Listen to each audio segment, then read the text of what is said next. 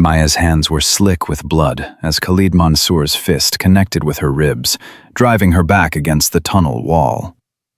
The former Spetsnaz operator smiled through broken teeth. "Little girl playing soldier. Your teammates were right. You should go home, rookie." Above ground, 6 Navy SEALs lay unconscious from her strikes. Behind her, 3 bodyguards she'd already dropped. But Mansour was different, trained, experienced, twice her size. Her radio was dead. She was alone in enemy territory, and in 48 hours, Chief Garrett had called her the biggest liability the team had ever seen. Now, she had 30 seconds to prove him catastrophically wrong. Before we begin this journey together, I want to invite you to subscribe to our channel and hit that notification bell. This story spans 2 hours and reveals truths about courage that might change how you see strength forever. When you finish, please comment below with your city. I want to see how far this story travels around the world. Now, let's begin. The USS Michael Murphy cut through the Arabian Sea like a knife through dark water, its deck vibrating with the constant hum of engines and purpose. Maya stood at the rail, her small frame barely blocking the wind, staring at the horizon, where the mission briefing said their target waited. 72 hours until insertion. 72 hours of being invisible. "You lost, ma'am?" The voice belonged to Petty Officer Jenkins, a young SEAL with kind eyes who at least had the decency to make his condescension sound polite. Maya turned to face him. "Just getting some air before the brief?" "The brief's for operators, ma'am. Intelligence sits in the back row." He said it like he was doing her a favor, explaining the natural order of things. Maya felt the familiar tightening in her chest, the same feeling she'd carried since stepping aboard 3 weeks ago. "I'm aware of the seating arrangements, Petty Officer." Jenkins shifted uncomfortably. "Look, I don't make the rules. Chief Garrett's already in a mood about the new personnel assignments. Just trying to keep things smooth."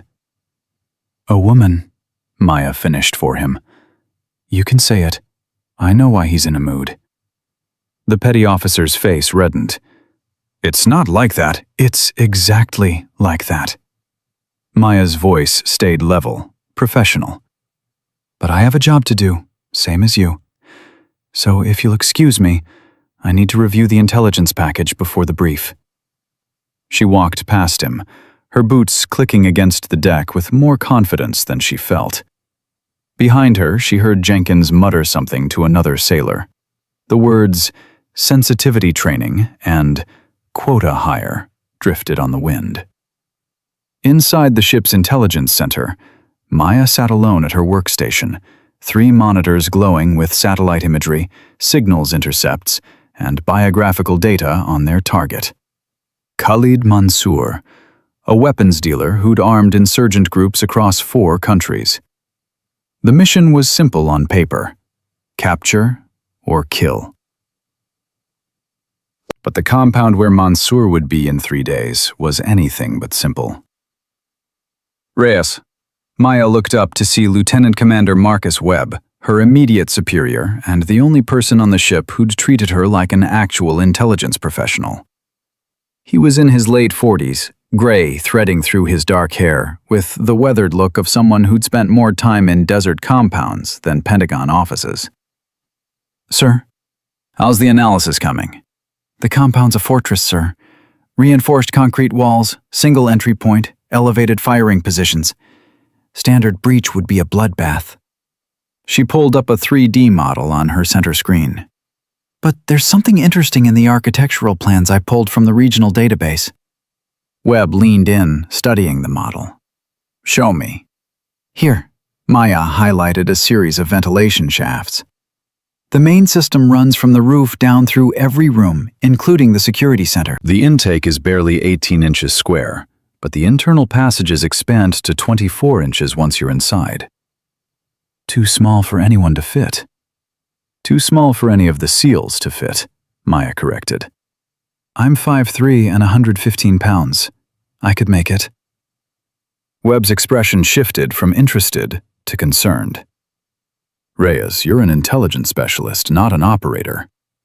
I'm also the only person on this ship who can fit through those shafts and unlock the compound from the inside. Maya pulled up casualty projections. The mission plan calls for a frontal breach.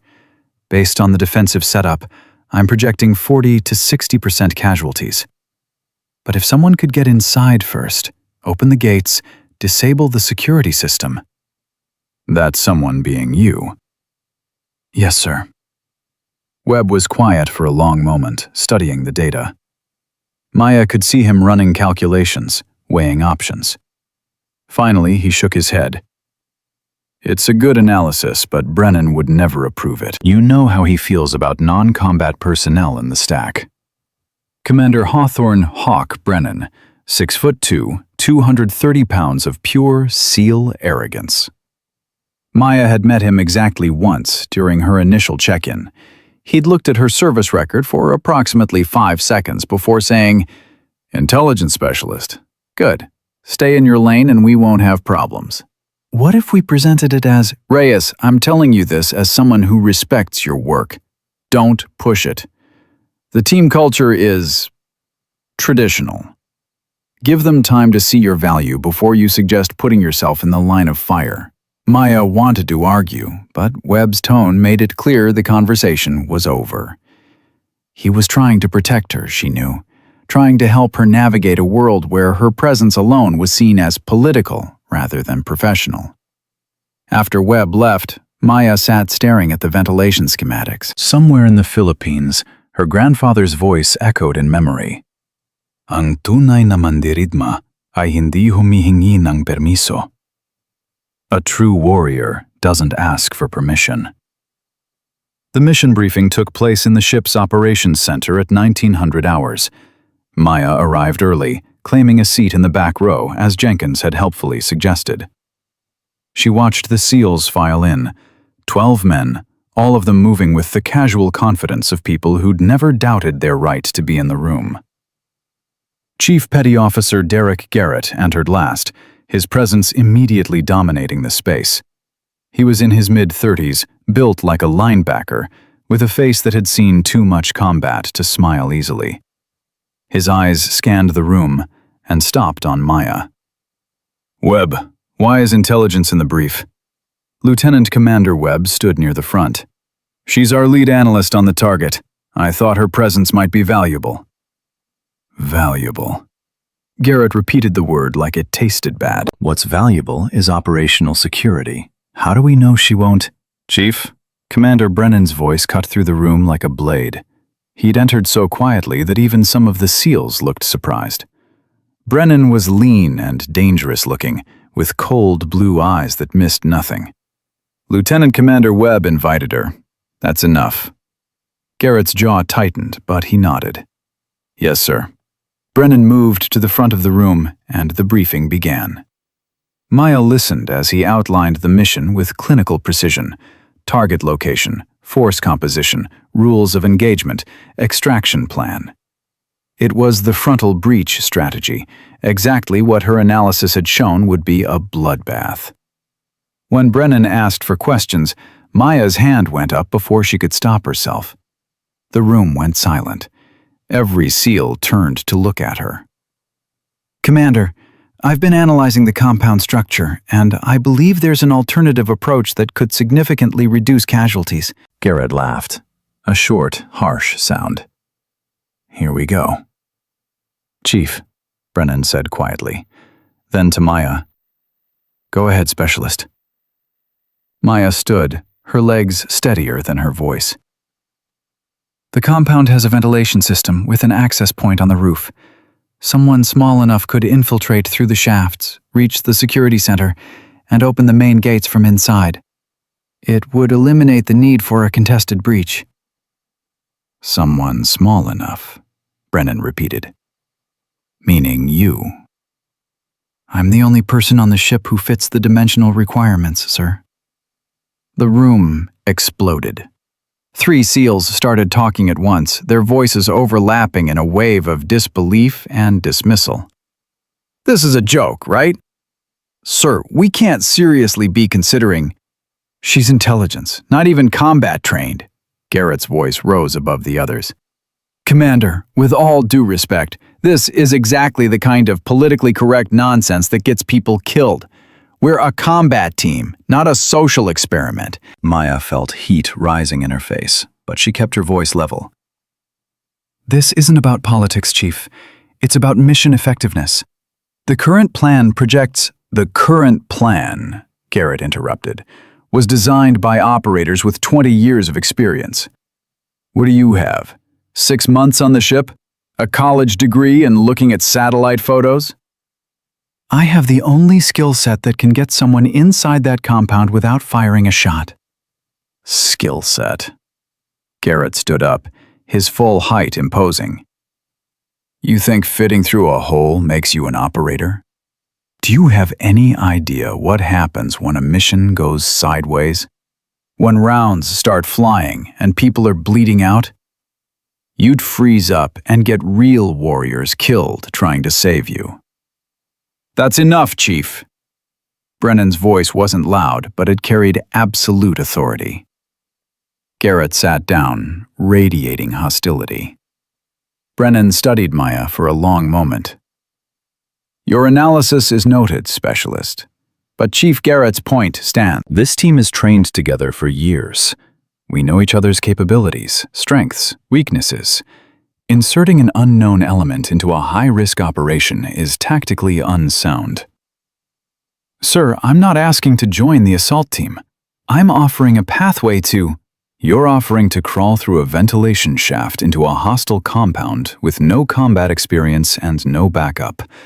That's not courage, Specialist. That's suicide."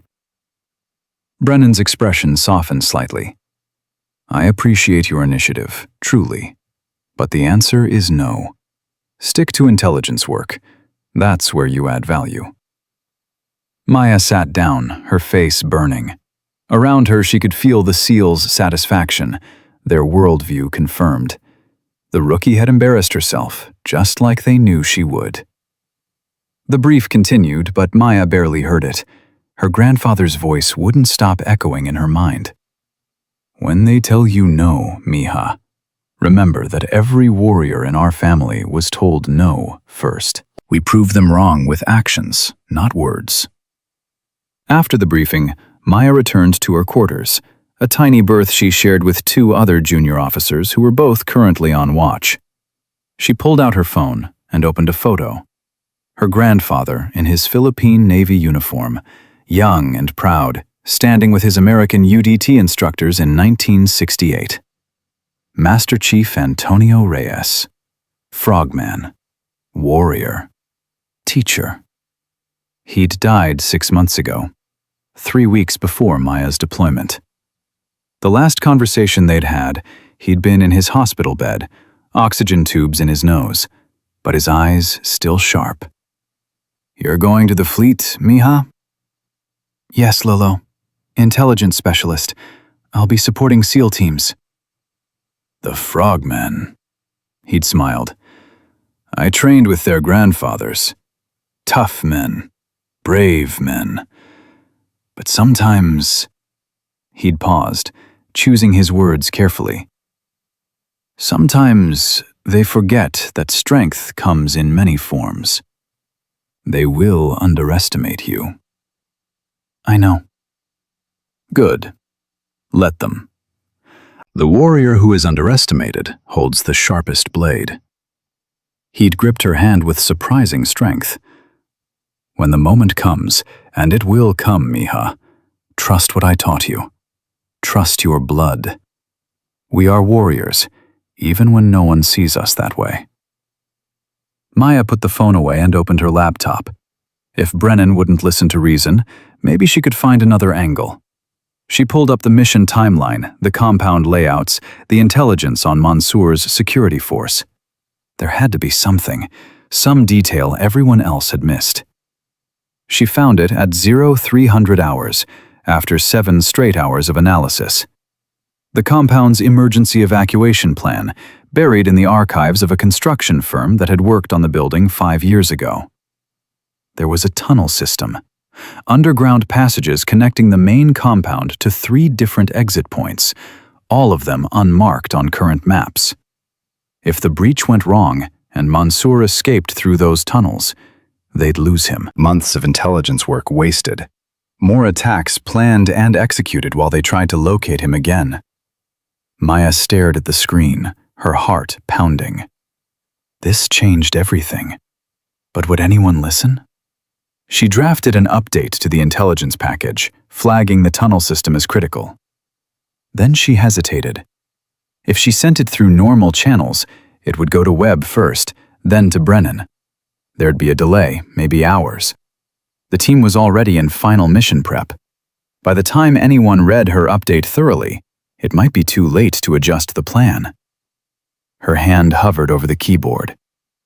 Protocol said to go through Webb, but Protocol had also said to stay in her lane, to not make waves, to accept being underestimated.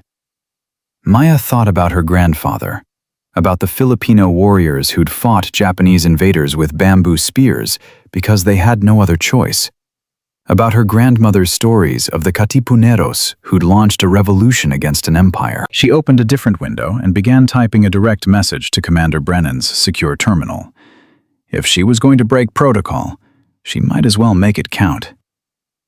Flash, priority, time-sensitive, updated intelligence. Emergency tunnel system discovered. Current mission plan will not prevent target escape. Request immediate brief to discuss revised approach. She hit send before she could second-guess herself. Then she waited. The response came 17 minutes later. 0330. Private brief. Ops Center. Brennan only. Maya's stomach knotted. A private brief could mean he was taking her seriously. Or it could mean he was about to end her career for breaking the chain of command. She grabbed her tablet with the updated analysis and headed to the operations center. The ship's corridors were mostly empty at this hour, just the watchstanders and a few insomniacs. Her footsteps echoed off the metal walls, each step feeling like a commitment to a path she couldn't reverse. Brennan was already in the ops center when she arrived, standing alone at the main display table. He looked tired, she noticed. The kind of tired that came from being responsible for lives. Sir. Show me. No preamble, no small talk. Maya pulled up the tunnel schematics on the display. I found these in archived construction documents. 3 escape tunnels, all unmapped in current intelligence. They exit here, here, and here. She highlighted the locations. If Mansour gets even 30 seconds of warning during the breach, he can be underground and gone before we even know the tunnels exist. Brennan studied the maps in silence, his jaw working. Finally, why didn't this show up in the original intelligence workup? The files were in a subsidiary company's archives, not the main contractor. Different database. I only found them because I was looking for alternative entry points. For your ventilation shaft idea. Yes, sir. Brennan looked at her directly, his blue eyes unreadable. You went around your chain of command. Webb should have seen this first. I know, sir, but the mission brief is final in 6 hours. If we wait for normal channels, there's no time to adjust the plan. So you decided protocol was optional. Maya met his gaze. I decided the mission was more important than my career, sir. For the first time, something that might have been respect flickered across Brennan's face. You understand that if this intelligence is wrong, you'll be running intelligence reports for supply clerks for the rest of your enlistment. Yes, sir. And if it's right, but your proposed solution still doesn't work, people could die. Yes, sir. Brennan turned back to the display. Walk me through it, all of it. The tunnels, the ventilation system, the whole thing.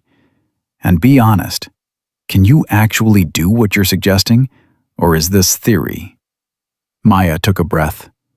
This was it, the moment her grandfather had prepared her for. The ventilation shaft is 18 inches at the entry point, but expands to 24 inches internally. I've measured myself against similar dimensions. I can fit. The shaft runs vertically from the roof down 3 stories to the security center. Once inside, I'd need approximately 4 minutes to bypass the electronic locks.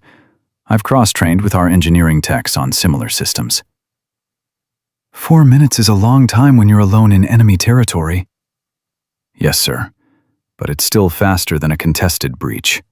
And if Mansour runs for the tunnels during a frontal assault, I could pursue through the ventilation system while the team is still fighting through the compound. You'd be crawling through air ducts while a firefight is happening below you. Better than being in the firefight with no combat training, sir. Brennan almost smiled. You have any combat training at all, Specialist? And before you answer, I've seen your service jacket. Hand-to-hand qualifications, small arms, standard stuff. But I'm asking about real training. The kind that keeps you alive when everything goes to hell. This was dangerous ground. If she told him about Lolo's training, about the years of Dumog and Sikaran, she'd sound like she was claiming to be some kind of martial arts expert. The SEALs would mock her even more than they already did. But lying wouldn't help either. My grandfather was a Philippine Navy frogman, sir. He trained with the UDT teams in the late 60s. After he retired, he taught me traditional Filipino combat arts from the time I was 7 years old. Dumog, Sikaran, Kali. It's not the same as military CQB, but it's real-world effective. Filipino martial arts? Brennan's expression was skeptical. You're telling me your grandfather taught you some cultural traditional fighting, and you think that qualifies you for a combat operation? Maya felt the familiar frustration rising. I'm telling you, I've spent 18 years training in combat systems that were designed for smaller people to defeat larger opponents. Systems that emphasize leverage, timing, and precision over strength. Which is exactly what I'd need if something went wrong in that compound. If something went wrong, you'd need a SEAL team to extract you, which puts them at risk.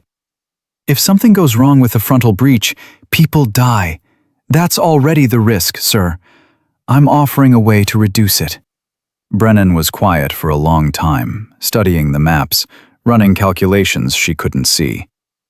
When he finally spoke, his voice was measured. Here's what's going to happen. Tomorrow at 0800, you're going to brief the entire team on these tunnels. If your intelligence is solid, we'll revise the mission plan. But, and this is non-negotiable, you're not going through any ventilation shafts. We'll find another solution. Sir, I'm the only person who... I heard you the first time, Specialist, and the answer is still no. You're valuable as an intelligence asset. I'm not putting you in a position where you become a casualty or a liability. He began gathering his materials. Good work finding those tunnels. That's the kind of initiative I need from my intelligence staff. But stay in your lane. Stay in your lane. The same words he'd used when she first came aboard. Understood, sir. Brennan started to leave, then paused at the door. For what it's worth, Reyes, you've got guts. Your grandfather would probably be proud of the analyst you've become. After he left, Maya stood alone in the operations center, staring at the maps. Analyst, not warrior, not operator. Just another desk jockey who'd found a useful piece of information. But her grandfather's voice whispered again. Actions, not words, Mija. The mission was in 71 hours. A lot could happen in 71 hours.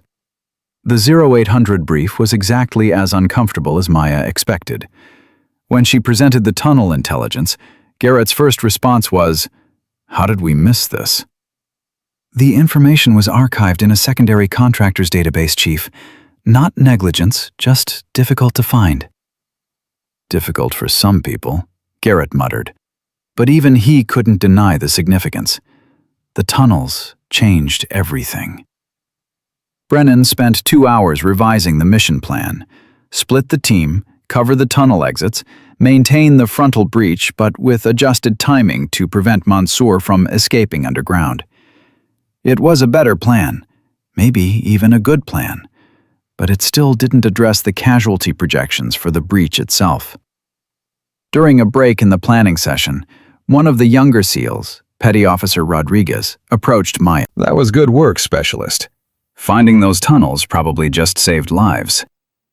Thank you. Rodriguez glanced around to make sure no one was listening. Look, I know some of the guys are hard on you, Garrett especially, but it's not really about you personally. It's just, a lot of them came up in the teams when it was all male. Change is hard. I understand that, but understanding doesn't make it easier. No, I guess it doesn't. Rodriguez hesitated. Can I ask you something?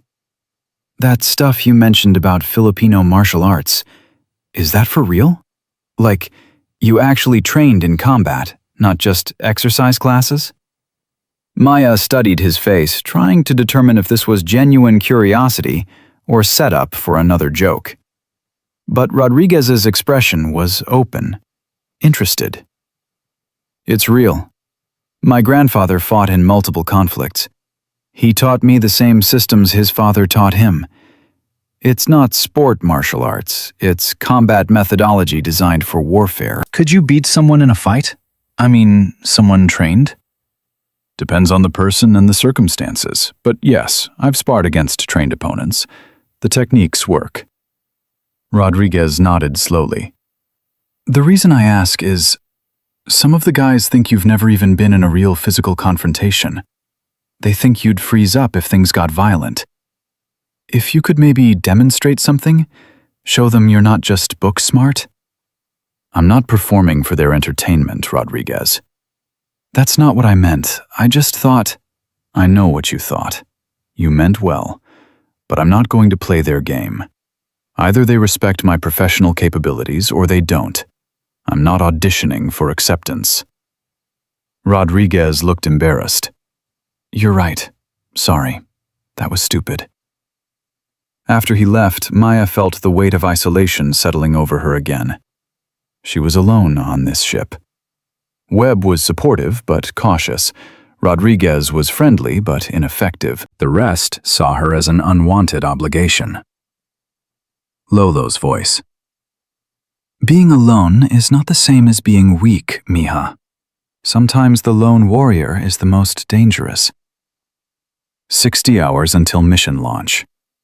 Maya spent the time refining intelligence products, updating threat assessments, memorizing every detail of the compound layout. She also spent time in the ship's small gym, running through Dumog forms when no one else was around.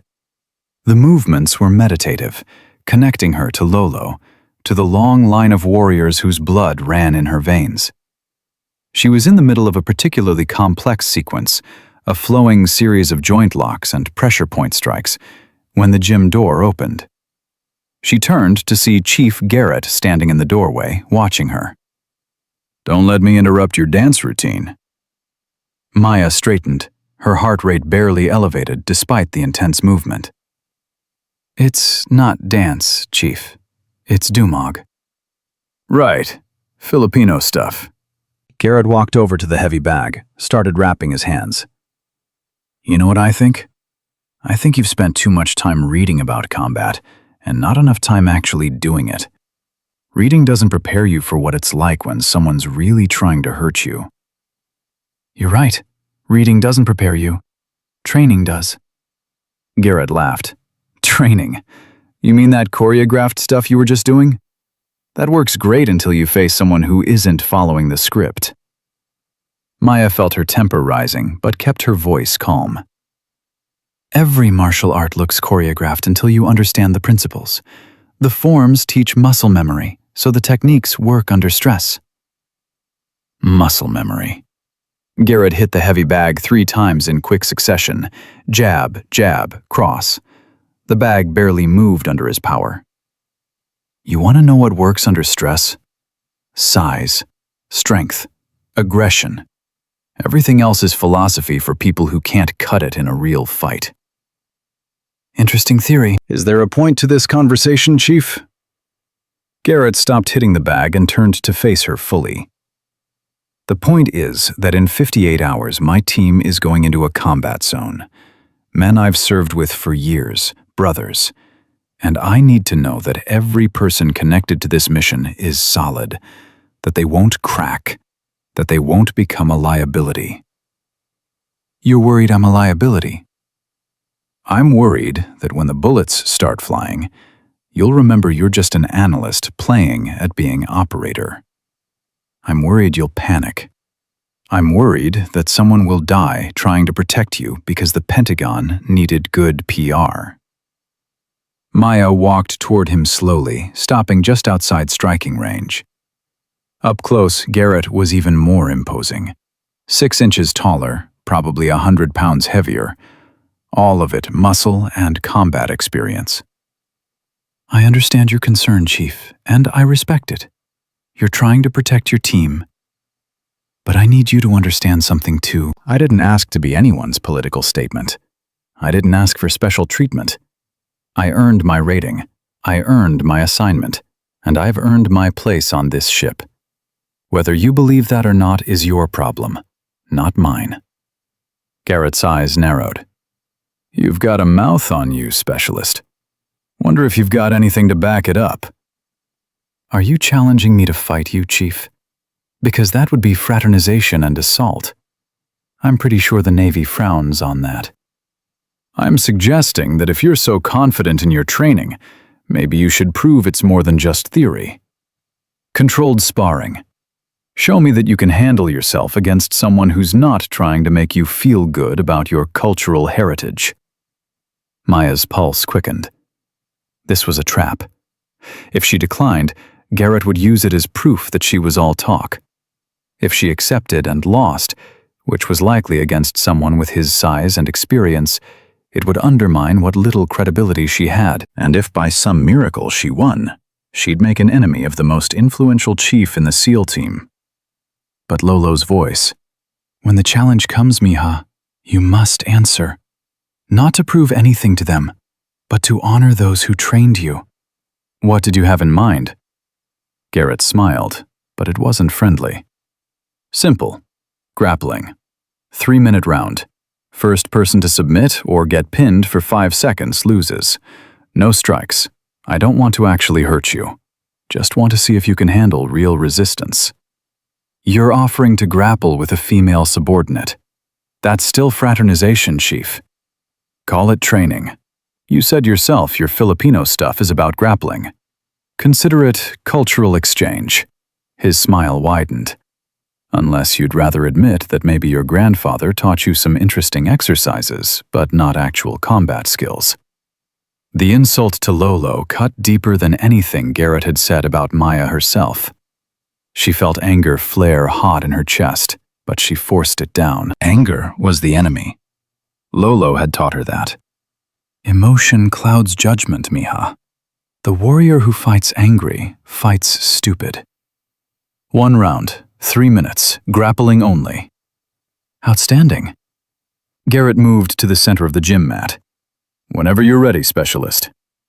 Maya stepped onto the mat, her mind shifting into the calm focus Lolo had drilled into her over thousands of hours. Garrett outweighed her by at least 100 pounds. He was stronger, had longer reach, and decades of military combatives training. But he'd also just made a critical mistake. He'd underestimated her completely. They faced each other across the mat. Garrett's stance was confident, almost casual. He expected this to be over in seconds. Ready? He asked. Maya didn't answer verbally. She settled into the ready position Lolo had taught her, weight balanced, hands loose, breathing controlled. Garrett took it as acknowledgement. He lunged forward, trying to use his speed and size to overwhelm her immediately, to get her on the ground where his weight advantage would be decisive. Maya had seen this exact attack pattern hundreds of times in training. Bigger opponents always tried to end it fast, relying on strength. She moved. Not backward, which is what Garrett expected. Not to the side, which would have been the defensive choice. She moved forward and slightly to his left, into the space his lunge had created. Her hands found his wrist and elbow in movements that were reflexive, automatic. She applied pressure to the nerve points Lolo had taught her to find blind, redirected his momentum, and used his own forward motion to send him off balance. Garrett stumbled, surprised, but recovered quickly. He spun back toward her, more cautious now, reassessing. Lucky. Maya didn't respond. Words were wasted energy. Garrett came at her again, this time with more technique, trying to close the distance for a clinch. Maya let him get close, closer than he expected, then applied a Dumog technique called gunting. She trapped his arm, struck a pressure point in his shoulder that made his grip weaken, and used his own committed weight to throw him to the mat. He hit hard enough that Maya heard the air rush out of his lungs. But Garrett was a professional. He'd been thrown before. He rolled, trying to establish top position, but Maya was already moving. She applied another pressure point strike, this one to the bundle of nerves behind his knee, and Garrett's leg gave out temporarily. Before he could recover, Maya had secured a joint lock on his arm, controlling his movement from a position that didn't rely on strength. It was pure leverage and anatomy, the kind of technique that worked equally well whether you weighed 115 or 230 pounds. Submit, Maya said quietly, applying just enough pressure to make the point. Garrett's face was red with effort and embarrassment. He tried to muscle out of the lock, but Maya adjusted instantly, maintaining control. Submit, Chief. For a long moment, she thought he might refuse, might force her to actually injure him. But finally, she felt the 3 taps against the mat, the universal signal of submission. Maya released him immediately and stepped back, her breathing barely elevated. Garrett got to his feet slowly, his expression a mixture of shock, anger, and something that might have been respect. What the hell was that? Dumog, like I said. That wasn't regular grappling. No, it wasn't. Regular grappling assumes similar weight classes and rule books. Dumog assumes you're smaller, weaker, and fighting for your life. It's designed for reality, not sport. Garrett flexed his arm where she'd locked the joint. You could have broken my arm. Yes, but you didn't. Because this was training, not combat. In combat, I would have. They stood in silence for a moment, the gym's ventilation system humming. Finally, Garrett spoke, his voice different, less hostile, more thoughtful. How long have you been training? 18 years. Jesus. He shook his head. And you never mentioned this? Never brought it up when people were questioning your capabilities? Would you have believed me if I had? Or would you have thought I was exaggerating, trying to sound tough? Garrett had no answer to that. Maya picked up her water bottle. I need to get back to the intelligence center, if we're done here. Wait. Garrett's voice stopped her at the door. I was wrong about you, about your capabilities. I thought you were just another quota filling a billet. But what you just did, that was real. You're actually trained. I've been trying to tell people that, Chief. I know. And I'm sorry I didn't listen. He paused, clearly uncomfortable with apology. The team should see this. They should know what you can do. I'm not interested in performing for acceptance. It's not about performing, it's about trust. These guys need to trust that you can handle yourself if things go wrong. What better way than to show them? Maya considered this. Part of her wanted to refuse out of pride, but the practical part, the part that understood military culture, knew Garrett was right. The SEALs would never fully trust her capabilities based on words or credentials. They needed to see it. What did you have in mind? Garrett's expression shifted to something almost like excitement. Tomorrow morning, before the final mission prep, open mat in the gym. Anyone who wants can spar with you. Nothing serious, just grappling like we did. Let them see what you showed me. It was risky. If she lost to multiple opponents, it would undermine everything. But if she could demonstrate her skills against different body types and experience levels, who decides when it's enough? I'm not spending 3 hours rolling with every SEAL on the ship. 3 rounds, 3 different opponents. That's enough to make the point. And if I do this, will you support my proposal to infiltrate through the ventilation system? Garrett's face clouded. That's different. Is it? You just said the team needs to trust I can handle myself. If I prove that tomorrow, what's the objection? The objection is that crawling through air ducts into a hostile compound isn't the same as controlled sparring. Even if you can fight, that's still a suicide mission. Only if I fail. If I succeed, it saves lives. Maybe saves your life, Chief. He studied her for a long moment.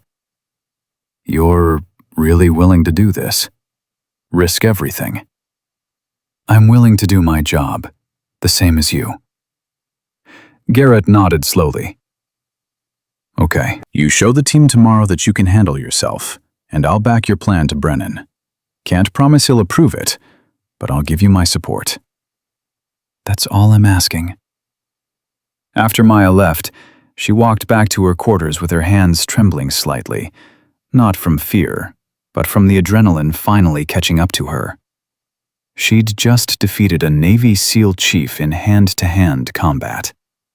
And tomorrow, she'd have to do it again, multiple times, in front of the entire team. Lolo's voice warm with pride. Now they begin to see, Mija.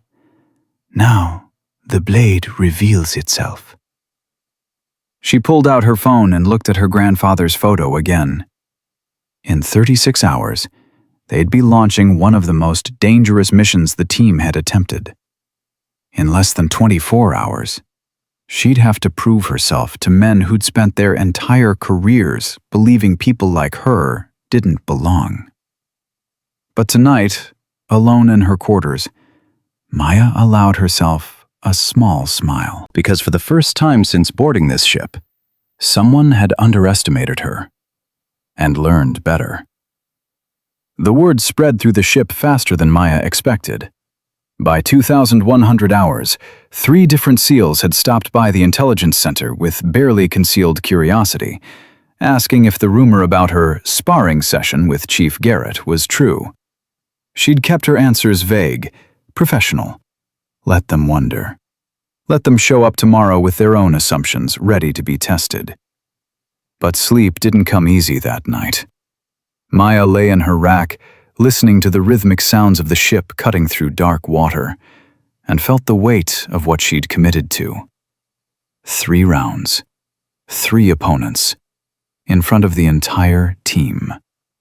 One mistake, one moment of hesitation, and everything she'd built would collapse. Her phone buzzed. A text from an unknown number. Jim, 0600. Don't be late. Garrett. 3 hours earlier than she'd expected. He was giving her time before the rest of the team arrived, she realized. A chance to warm up, to settle her nerves. Maybe the chief was more decent than his reputation suggested. She texted back, I'll be there. Then she opened her photos and found the one she needed. Lolo in his prime, standing in shallow water with his UDT instructors, all of them grinning like they'd just survived something impossible. She'd looked at this photo 1,000 times, but tonight she noticed something she'd missed before. Her grandfather was smaller than every other man in the picture. Shorter, slighter, younger. But his smile was the biggest, his posture the most confident. He'd been underestimated too, and he'd thrived on it. Maya set her alarm for 0500 and forced herself to sleep. The gym was empty when she arrived at 0558, her body loose from an hour of stretching and movement meditation in her quarters. She'd worn her standard Navy PT gear, nothing special, nothing that suggested she was preparing for anything more significant than a morning workout. Garrett walked in at precisely 600, carrying 2 cups of coffee. He handed one to Maya without comment. "Didn't think chiefs ran errands for specialists," Maya said, accepting the cup. "They don't, but I figured you might need the caffeine." Garrett took a long drink from his own cup. "I've been thinking about yesterday, about what you did." "Having second thoughts about backing my plan?" "No, having first thoughts about how badly I misjudged you." He set his coffee down on the bench. "I called my old instructor last night, guy who taught me hand-to-hand at BUD/S. Described what you did to me. You know what he said? That I got lucky? That Filipino martial arts are some of the most combat-effective systems in the world, and anyone who underestimates them is a fool." Garrett's expression was serious. He also said that if you've been training since you were 7, you've got more mat time than most professional fighters. That true? My grandfather trained me 6 days a week, 2 hours minimum, more when I got older. Maya sipped the coffee. It was good, strong. He believed that technique had to become instinct, that the body had to know what to do before the mind could interfere. And it worked. Jesus, that joint lock you used. I've never felt anything like it. Couldn't muscle out, couldn't technique out, just had to submit or get broken. That's the point. Dumog doesn't give you options. It gives you outcomes. Garrett nodded slowly, then checked his watch. Team starts arriving in about 20 minutes. Before they get here, I need to know. Are you sure about this? Once they see what you can do, there's no going back to being invisible. You'll be on their radar. Some of them will respect it. Others will take it as a challenge. I stopped wanting to be invisible the day I enlisted, Chief. I just needed the right moment to prove it. Fair enough. Garrett moved to the center of the mat. Then let's make sure you're sharp. One more round with me. No holding back this time. I want to see what you've really got. Maya set down her coffee and joined him on the mat. This time felt different. Yesterday had been about Garrett testing her, trying to put her in her place. This morning was about preparation, about a warrior helping another warrior get ready for battle. They faced each other, and Garrett didn't waste time with preliminaries. He came at her hard, using techniques she recognized from military combatives training. He was faster than yesterday, more focused, trying to pressure her with combinations instead of single attacks. Maya responded with the fluidity Lolo had drilled into her muscle memory. She redirected Garrett's strikes, exploited the openings his aggression created, applied pressure point strikes that disrupted his balance without causing injury. When he tried to close the distance for a clinch, she used a technique called hubud lubud, a flowing hand trapping pattern that made it impossible for him to establish a solid grip. 3 minutes in, Garrett was breathing hard, and Maya had scored 5 theoretical kills, moments where she could have ended the fight with a decisive strike or lock. She'd held back, of course. This was training, not combat. Okay, Garrett said, stepping back and raising his hands. Point made. You're the real deal. Did you doubt it after yesterday? Yesterday, I thought you might have gotten lucky, caught me off guard. Today, I know better. He grabbed a towel and wiped sweat from his face. The team's going to lose their minds when they see this. The first SEAL arrived at 0625. Petty Officer Rodriguez, the friendly one who'd approached Maya after the brief. His eyes widened when he saw her on the mat with Garrett. Chief, I didn't know we had training scheduled. We don't. This is voluntary. Garrett gestured to Maya. Specialist Reyes has agreed to do some demonstration sparring this morning. Cultural exchange. Rodriguez's expression shifted from confused to intrigued. Seriously?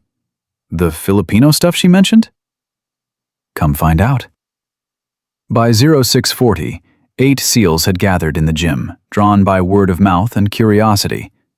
Maya recognized most of them from the mission briefs, hard men with combat experience and the swagger that came with surviving impossible situations. They stood in a loose semicircle around the mat, their body language ranging from skeptical to openly dismissive. Lieutenant Commander Webb arrived last, his expression concerned.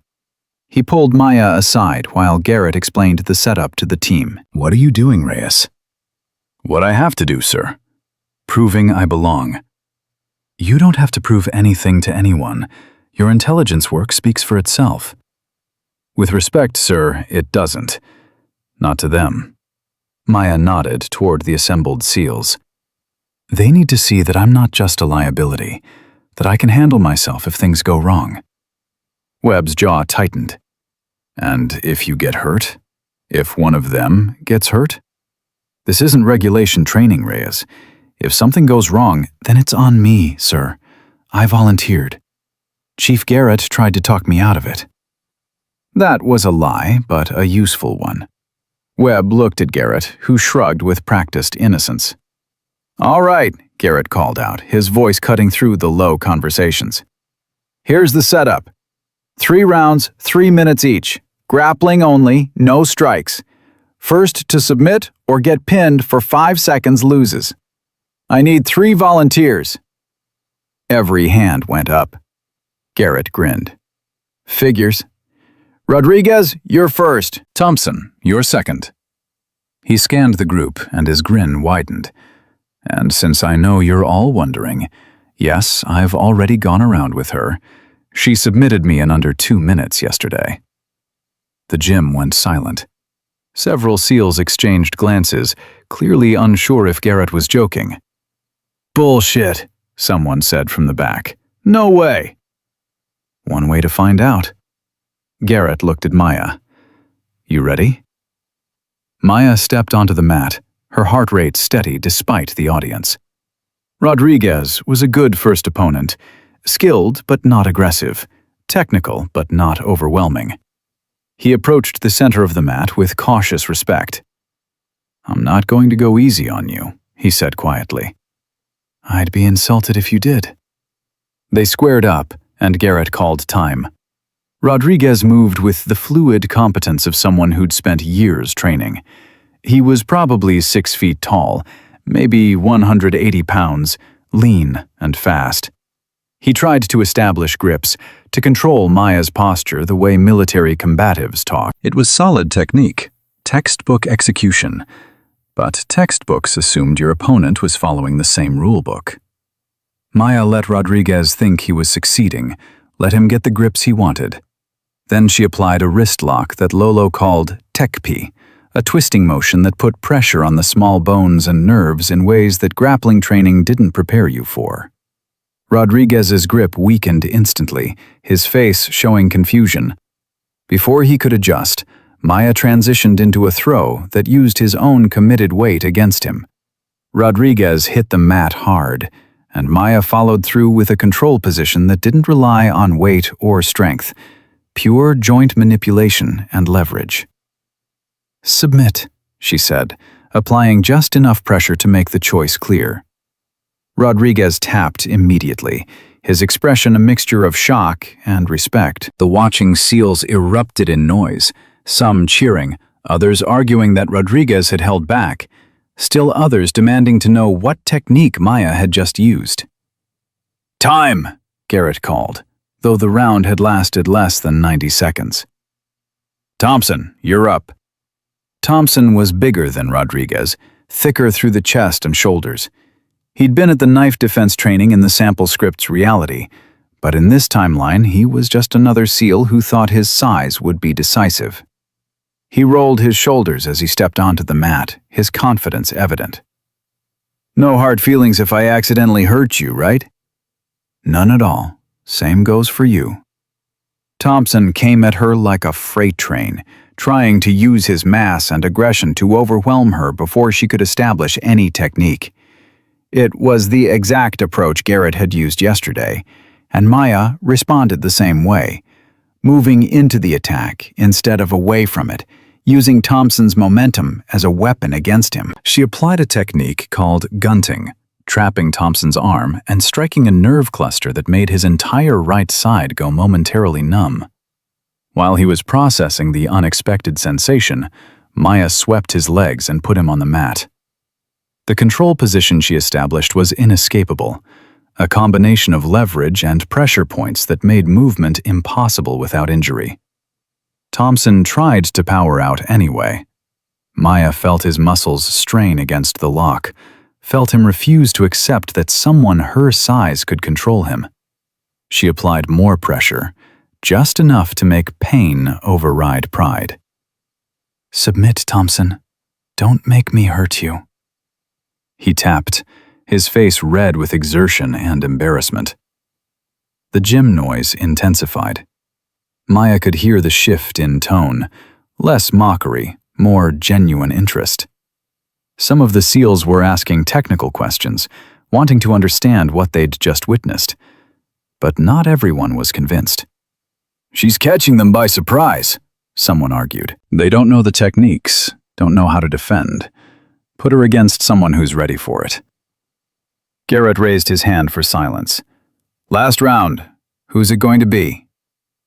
The crowd parted, and a man Maya didn't recognize stepped forward. He was massive, easily 6'4", maybe 250 pounds, with the build of someone who spent serious time in the weight room. His face was hard, his eyes cold. "Master Chief Hendricks," Garrett said, and there was a note of warning in his voice. "Didn't know you were on the ship. Just came aboard last night. Heard there was something interesting happening this morning."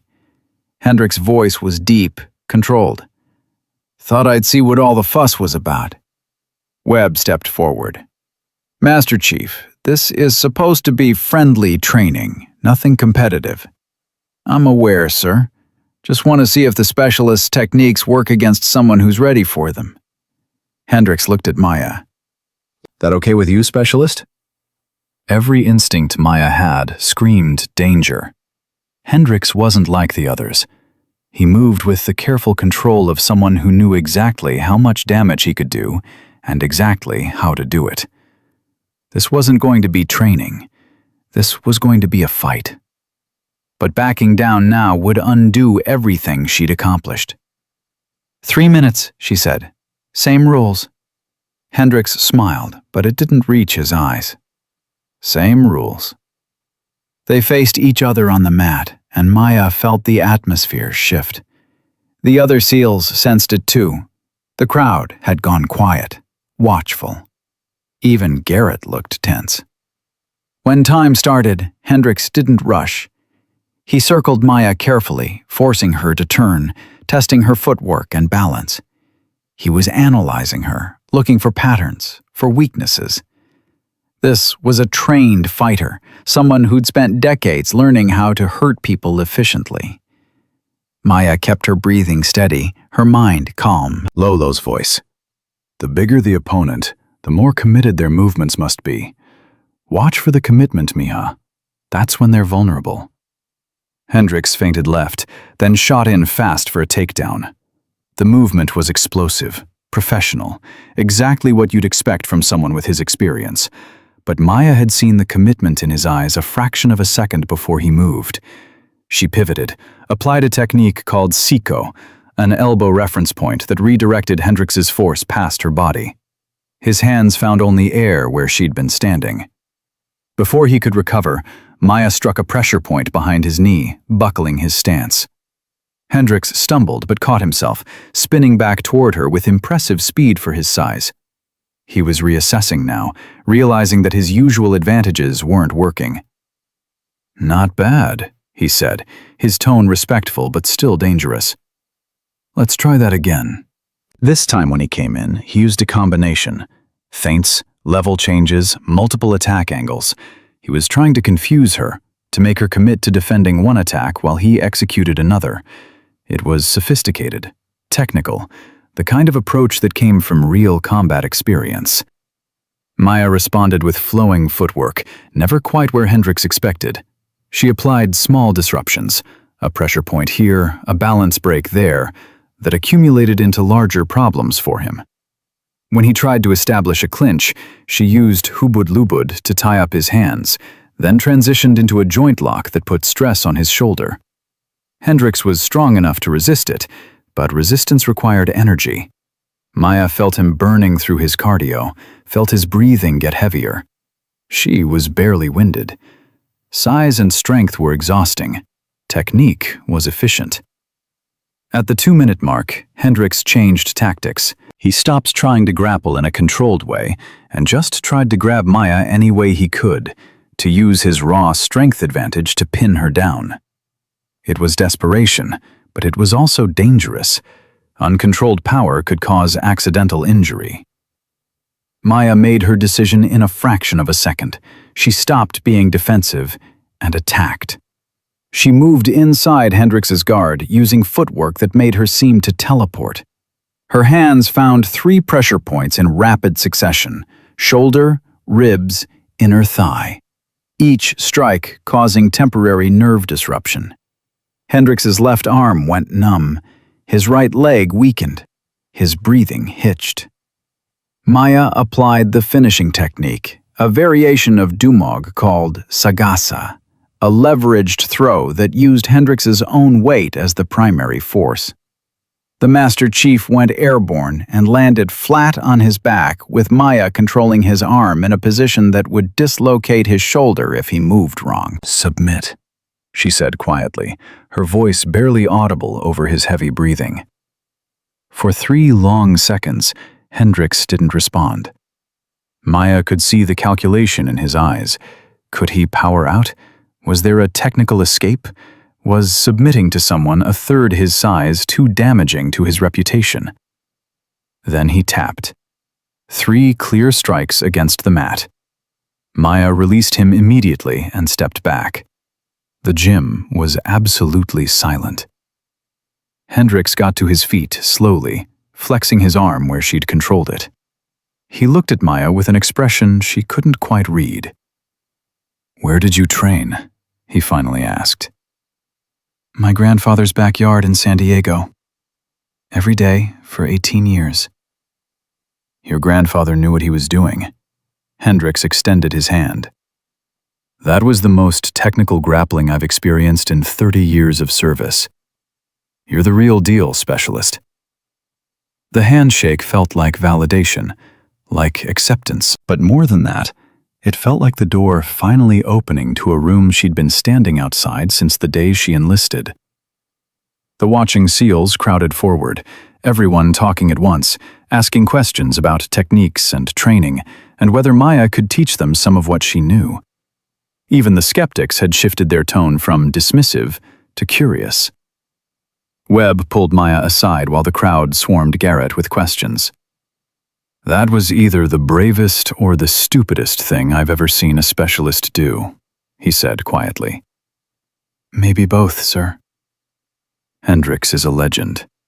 He's trained half the close-quarters combat instructors in SOCOM. If you'd lost to him...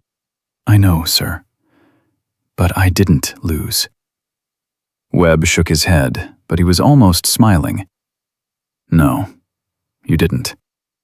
Which means you just changed the entire dynamic of this team. They're going to look at you differently now, treat you differently. Are you ready for that? I've been ready my whole life, sir. Across the gym, Garrett was waving her over. The SEALs parted to let her through, and she saw something in their faces she'd never seen before. Respect. Real respect, earned through action instead of demanded through rank or policy. All right, Garrett announced.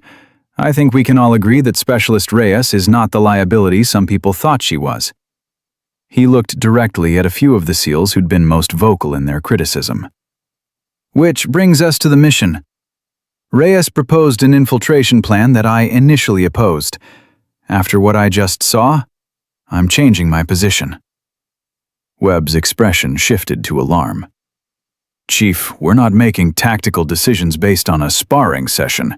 We're making tactical decisions based on capabilities, sir. And Reyes just demonstrated capabilities that change our options. Garrett pulled up the compound schematics on his tablet.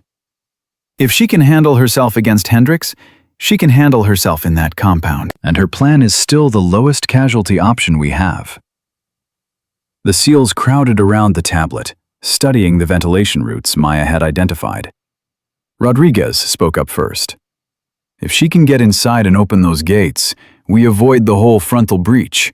No casualties at the entry point. Surprise advantage maintained.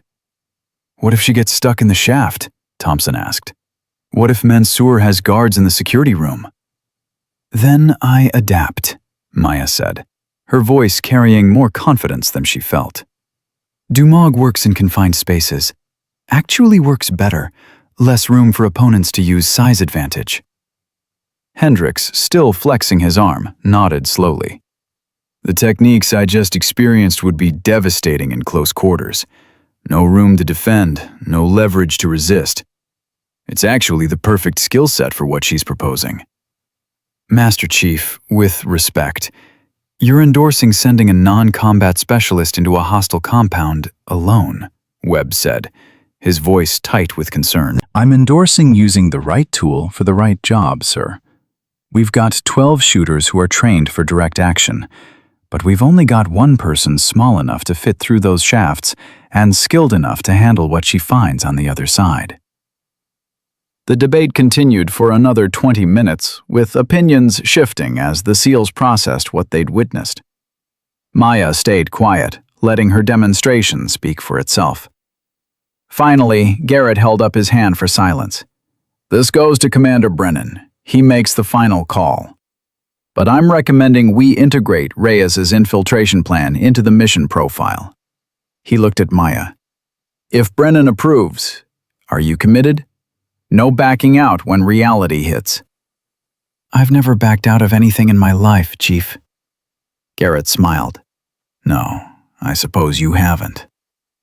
The meeting broke up, but several SEALs approached Maya individually, asking technical questions, expressing support, or simply acknowledging what she'd done. Thompson was one of them.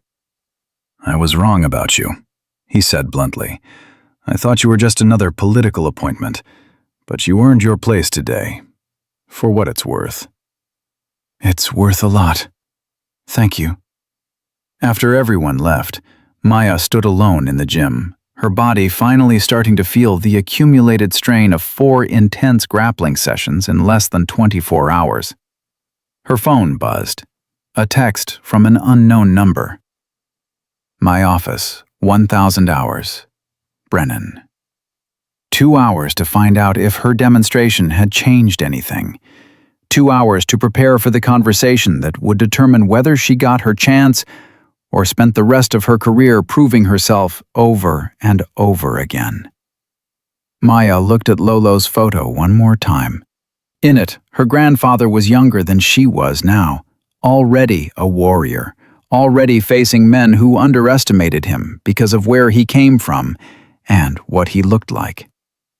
I understand now, Lolo, she whispered to the photo. The proving never stops. But neither do we. She headed to her quarters to shower and change. In 36 hours, they'd be launching. And somehow, impossibly, she'd convinced a team of Navy SEALs that the smallest person on the ship might also be the most dangerous. Now she just had to convince their commander. Commander Brennan's office was smaller than Maya expected, cramped with tactical maps and equipment manifests that spoke to a man who lived in operational details. She arrived at 0958, 2 minutes early, and found Brennan already behind his desk with Chief Garrett standing to his right. The atmosphere felt like walking into a courtroom. Sit, Brennan said, without preamble. Maya sat, her spine straight, hands folded in her lap. Through the small porthole window, she could see dark water rushing past, reminding her how far from land they were, how isolated, how dependent on this man's decision. Chief Garrett tells me you submitted 3 Navy SEALs this morning, including Master Chief Hendricks. That true? Yes, sir. He also tells me this somehow qualifies you to infiltrate a hostile compound through an 18-inch ventilation shaft. Brennan's expression was unreadable. Want to explain that logic to me? The skills that allowed me to defeat larger, stronger opponents are the same skills that will keep me alive in confined spaces against armed hostiles, sir. Dumog is designed for exactly those situations. Dumog? The Filipino martial art your grandfather taught you? Yes, sir. Brennan leaned back in his chair, studying her with those cold blue eyes. I've been a SEAL for 23 years, Specialist. I've seen a lot of people who were good in the gym fall apart when the bullets started flying. Combat isn't sparring. It's chaos. It's fear. It's making life or death decisions in milliseconds while people are trying to kill you. Nothing in your service record suggests you're ready for that. With respect, sir, nothing in my service record suggested I could defeat Master Chief Hendricks either. But I did. That was controlled. It stopped being controlled when Hendricks decided to test me for real, sir. Ask him. He wasn't sparring. He was fighting. Maya kept her voice level, respectful. I've spent 18 years preparing for the moment when control breaks down, when technique is all that stands between survival and failure. This is that moment. Garrett shifted his weight. Commander, I've watched Reyes handle herself against 4 different opponents now, including me. Her capabilities are legitimate, and the tactical advantage she offers is significant. The tactical advantage of not losing SEALs in a frontal breach, Brennan said. I understand the math, Chief. What I don't understand is the acceptable risk calculus of sending a non-combat specialist into a hot zone alone. Because the alternative is sending 12 combat specialists into a kill box, sir. Maya heard the edge in her own voice and forced it down. The compound is designed to funnel attackers into concentrated fire zones. Your current plan accepts 20 to 40% casualties as probable. My plan reduces that to near 0 for the entry phase. Your plan puts one person in maximum danger instead of distributing risk across the team. My plan puts the person with the right skill set in the position where those skills matter most. Sir, you wouldn't send me to kick down doors with the assault team. Why send door kickers through a space only I can navigate? Brennan was quiet for a long moment. Through the bulkhead, Maya could hear the muffled sounds of the ship's operation, the constant background noise of machinery and movement that never stopped. Lieutenant Commander Webb has concerns, Brennan finally said.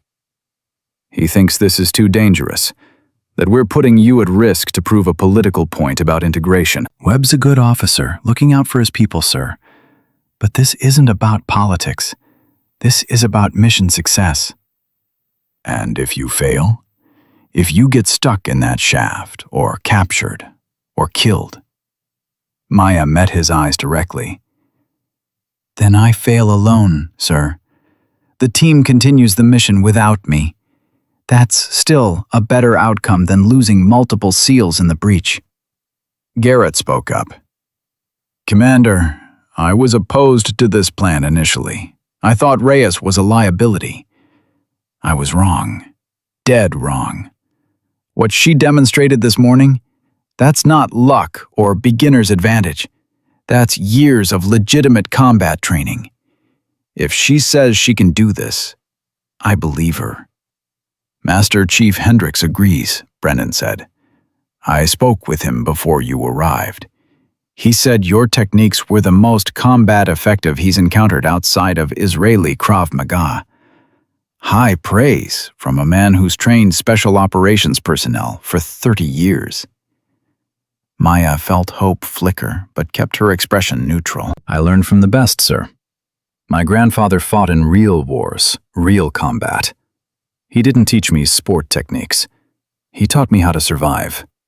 Brennan stood and walked to the porthole, his back to them. For 30 seconds, the only sound was the ship's engines.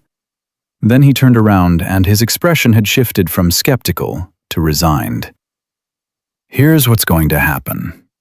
I'm approving your infiltration plan with the following conditions. First, you undergo immediate tactical training with the team.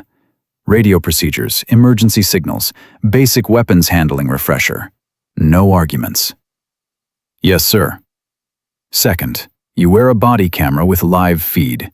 If anything goes wrong, we need to see it in real time. If you encounter resistance you can't handle, you abort immediately. That's an order, not a suggestion. Understood, sir. Third, and this is non-negotiable.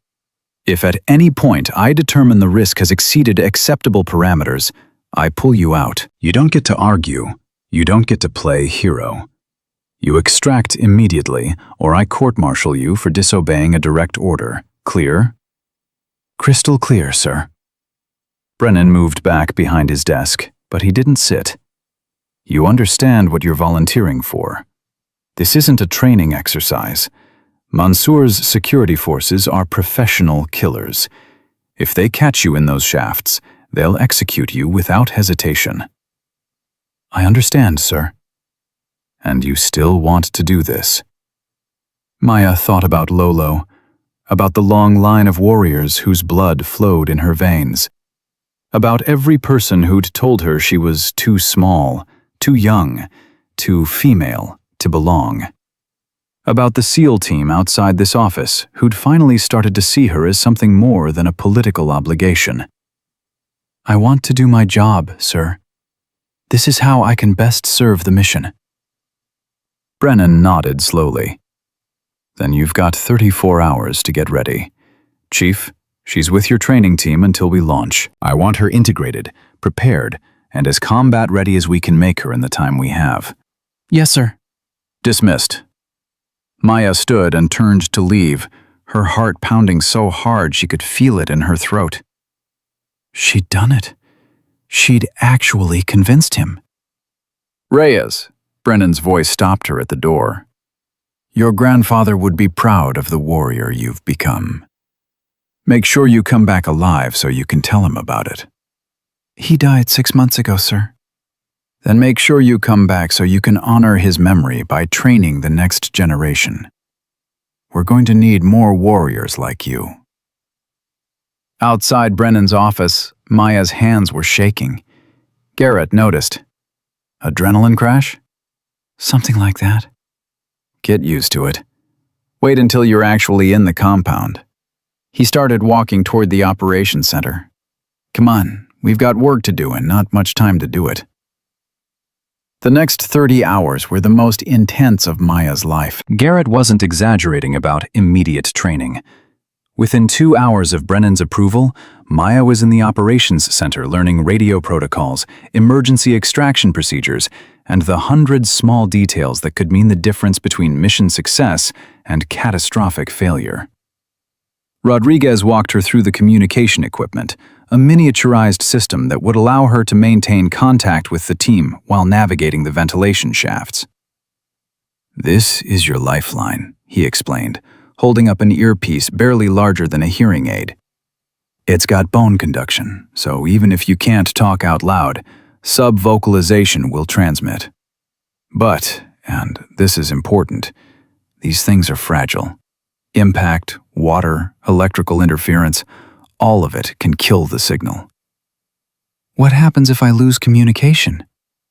You abort and extract. No heroics, no trying to complete the mission solo. Brennan was clear on that. Thompson joined them with a tablet showing the compound's electrical schematics. Once you're in the security room, you'll need to bypass 3 different systems: door locks, cameras, and the alarm grid. I'm uploading a tutorial to your tablet, but we should run through it a few times so it's automatic. They spent 4 hours drilling the electronic bypass procedures until Maya could execute them blind. Her fingers learned the muscle memory of wire sequences and circuit boards, the same way they'd learned Dumog techniques years ago. At 1800 hours, Hendricks found her in the armory being fitted for tactical gear. How's it feel? He asked, watching her adjust the lightweight plate carrier that had been modified for her smaller frame. Like I'm playing dress-up in someone else's equipment. You'll get used to it. The first time I wore all this crap, I felt like a kid in his dad's clothes. Hendricks pulled a small blade from his belt. This is for you. The knife was beautiful. barely 6 inches long with a curved edge that spoke to centuries of martial design. Maya recognized it immediately. "That's a karambit, Filipino blade." "Figured you'd know what to do with it better than most. It's small enough to conceal, sharp enough to cut through damn near anything, and in close quarters, it's devastating." Hendricks showed her the retention ring at the base of the handle.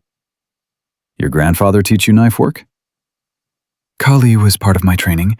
Not my strongest skill, but I'm competent." "Competent is better than most. Keep it on you during the infiltration. If things go completely sideways and you lose everything else, this might save your life." Maya accepted the blade with reverence.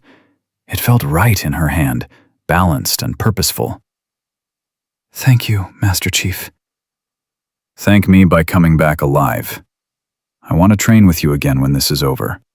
Learn some of what your grandfather taught you." By midnight, Maya had been through radio drills, equipment checks, emergency extraction procedures, and a full mission rehearsal using mock-ups of the compound layout. Her body was exhausted, but her mind was electric with information and anticipation. Webb found her in the intelligence center at 0200, updating the final threat assessments. "You should be sleeping, Reyes."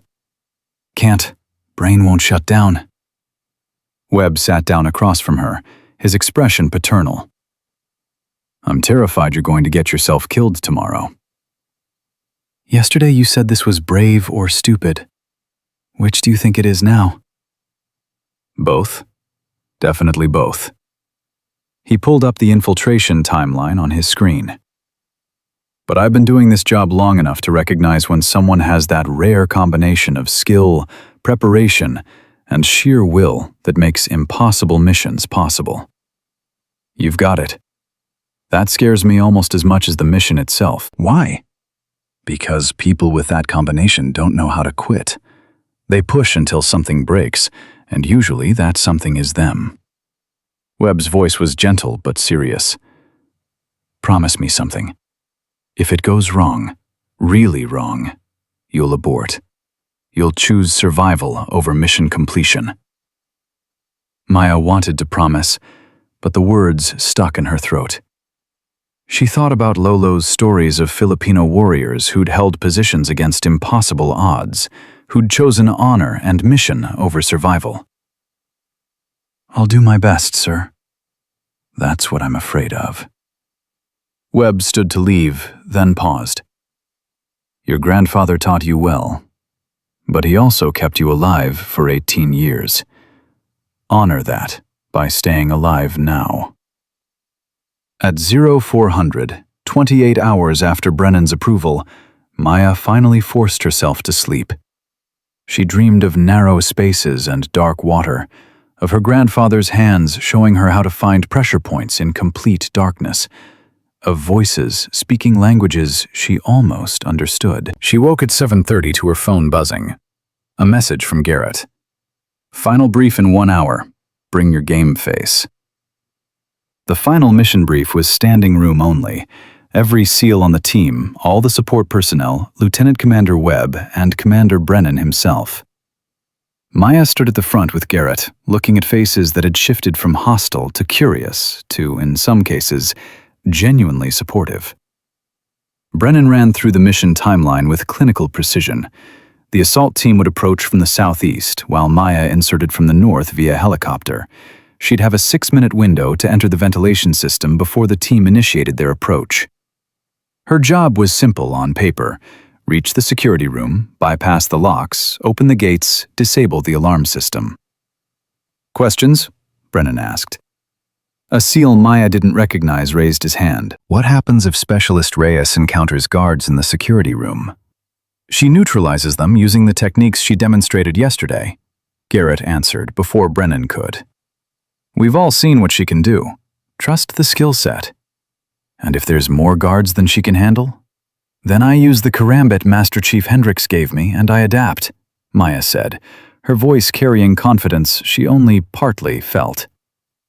"Dumog works in confined spaces, actually works better there. Less room for size advantage, more opportunity for technique." Another SEAL.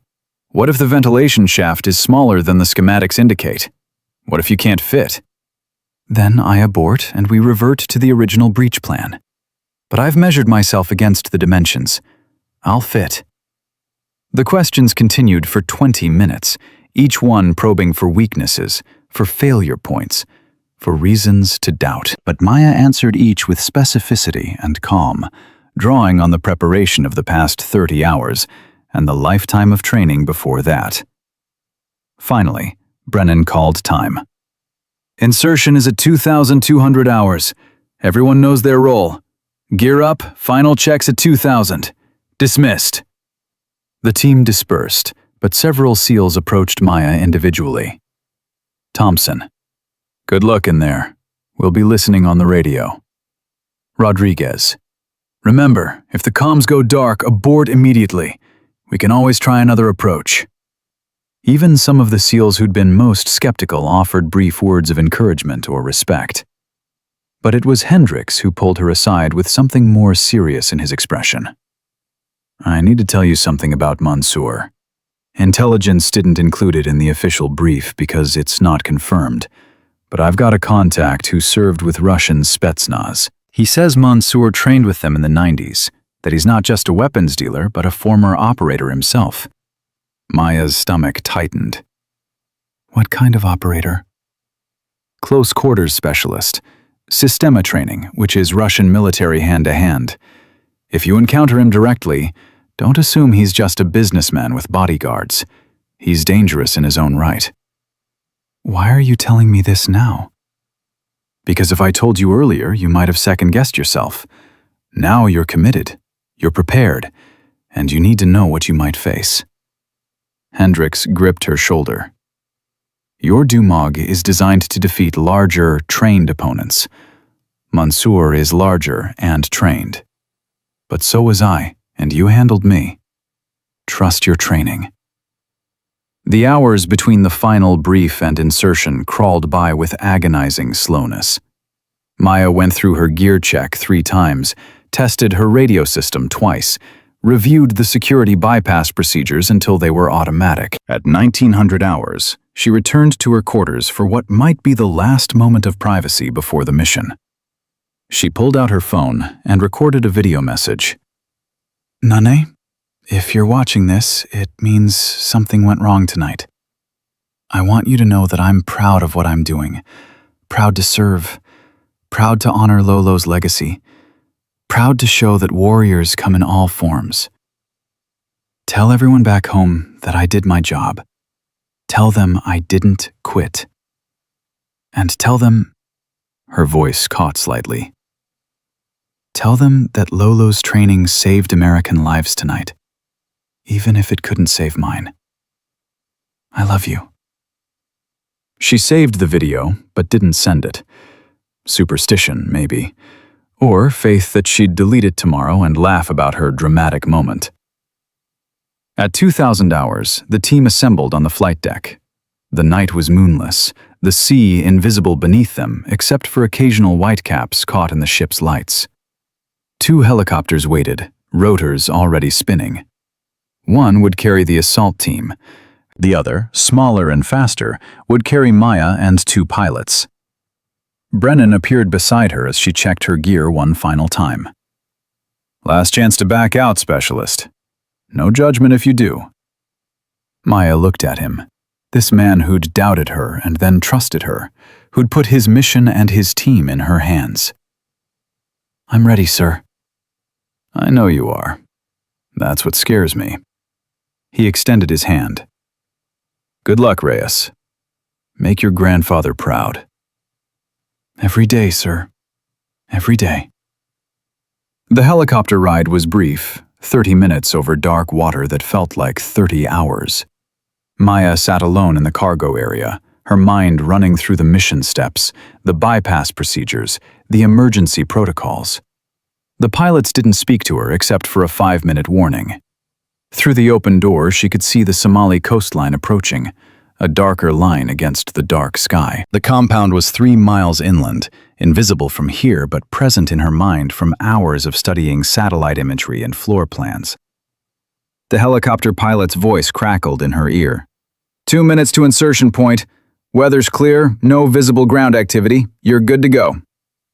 Maya moved to the door, clipped her fast rope harness to the line. Below, she could see the compound's roof, exactly where the intelligence photos had shown it. The ventilation intake was on the north side, a dark square barely visible in the building's shadow. 30 seconds. Her heart was pounding now, adrenaline flooding her system. This was it. This was the moment everything had been building toward. Go, go, go! Maya dropped onto the fast rope, her hands controlling the descent through gloves designed for exactly this purpose. 5 seconds later, her feet hit the compound roof, solid and real. She unclipped and moved quickly toward the ventilation intake, pulling the miniaturized pry bar from her belt. The helicopter was already pulling away, minimizing its exposure time. Within seconds, Maya was alone on the roof of a hostile compound in the middle of the Somali desert, surrounded by armed men who would kill her without hesitation if they knew she was there. She forced her breathing to steady and began working on the ventilation cover. The bolts were rusted but yielded to the pry bar. 2 minutes later, she'd removed the grate and was staring down into darkness. The shaft was exactly 18 inches square, barely large enough for her shoulders. She'd practiced in mock-ups, knew she could fit, but theory was different than reality. Maya activated her radio. Reyes to command. I'm at the entry point. Beginning infiltration now. Brennan's voice came back immediately.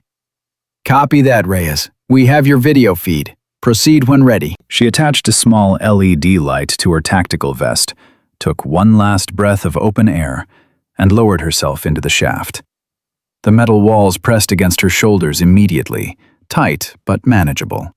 She used her feet and back to control her descent, exactly like the climbing techniques Lolo had taught her years ago when they'd practiced in the narrow space between their house and the neighbor's fence. 10 feet down, the shaft widened slightly, just as the schematics had indicated. Maya's breathing eased. She could do this. 20 feet down, her radio crackled with static, then went silent. Command, this is Reyes. Radio check. Nothing. Command, do you copy? Dead air. Maya's pulse spiked. Rodriguez had warned her the communication equipment was fragile, but she hadn't expected to lose it this soon. According to Brennan's orders, losing contact meant immediate abort. But she was already 30 feet into a vertical shaft. Coming back up would be harder than continuing down, and the mission was already in motion. The assault team would be approaching the compound in 4 minutes. If she aborted now, they'd hit that front gate with no support, no open doors, no disabled alarms. Maya made her decision in 5 seconds. She continued descending. 40 feet down, the shaft made a 90-degree turn, becoming horizontal. Maya had to contort her body to navigate the turn, feeling the metal walls scrape against her plate carrier. For one terrifying moment, she thought she was stuck, wedged in a position where she couldn't move forward or backward. Then her training kicked in. She exhaled completely, emptying her lungs to reduce her chest circumference by 2 critical inches. The space opened up just enough. She pulled herself through and into the horizontal section. The horizontal shaft was wider, maybe 24 inches. Maya could move faster here, army crawling through the darkness with her LED light showing nothing but more metal ahead. According to the schematics, this section ran for 60 feet before reaching the vertical drop into the security room. 50 feet in, Maya heard voices below her. Male voices, speaking Arabic. She froze, controlling her breathing to absolute silence. Through the metal floor of the shaft, she could hear 2 men talking, their words muffled but the tone casual. Guards, probably, right beneath her current position. The schematics hadn't shown guard positions in this corridor. Either the intelligence was incomplete, or Mansour had increased security. Either way, Maya was now crawling directly above hostile forces who would kill her if they knew she was there. She waited, motionless, while the voices continued below. Every muscle in her body screamed to move, to flee, to do something. But Lolo's training held firm. "In combat, Mija, patience is deadlier than speed. Wait for the right moment." The voices faded as the guards moved down the corridor. Maya waited another 30 seconds, then continued crawling. The vertical drop came suddenly, the shaft floor disappearing into darkness below. Maya peered down and saw the security room 20 feet below, exactly where it should be. But the room wasn't empty. 3 guards, all armed, all alert. One of them was sitting at the security monitors. The other 2 were standing by the door, weapons held casually but ready. Maya's mission had just become impossible. There was no way to drop into that room without being seen, no way to fight 3 armed men simultaneously in a confined space, no way to complete the mission without getting killed in the attempt. She should abort, should reverse course, extract, let the assault team handle it their way. But through the ventilation grate below, Maya could see the security monitors. One of them showed the front gate, where she could see the assault team approaching in the darkness. They were 2 minutes out, maybe less. If she aborted, those men would hit a defended position with no support. People would die. SEALs would die. Brothers in arms would pay the price for her failure. Maya looked at the 3 guards below and felt something settle in her chest. This was the moment Lolo had prepared her for, not a training exercise, not a sparring session. Real combat against real opponents with real consequences. She unclipped the karambit from her belt and tested its edge in the darkness. Then she positioned herself above the ventilation grate and waited for the guards to give her an opening. Because Maya Reyes hadn't come this far to quit now. The guard at the monitors shifted in his chair, and Maya saw her opening. He stood up, stretching, saying something in Arabic to the other 2 that made them laugh. Then he walked toward the far corner of the room, turning his back to the ventilation grate. Maya didn't hesitate. She kicked the grate free with both feet and dropped 20 feet straight down, landing in a crouch behind the seated guard with barely a sound. Her years of practicing falls absorbed the impact, distributed it through her legs and core the way Lolo had taught her. The guard in the corner heard something and started to turn. Maya was already moving. She covered the distance in 3 silent steps and struck a pressure point cluster behind his jaw, the same technique she'd used on Mitchell during training. The guard's legs gave out and she caught him, lowering him silently to the floor. 2 seconds. 2 guards left. The men by the door hadn't noticed yet, still talking to each other about something mundane. Maya used their distraction.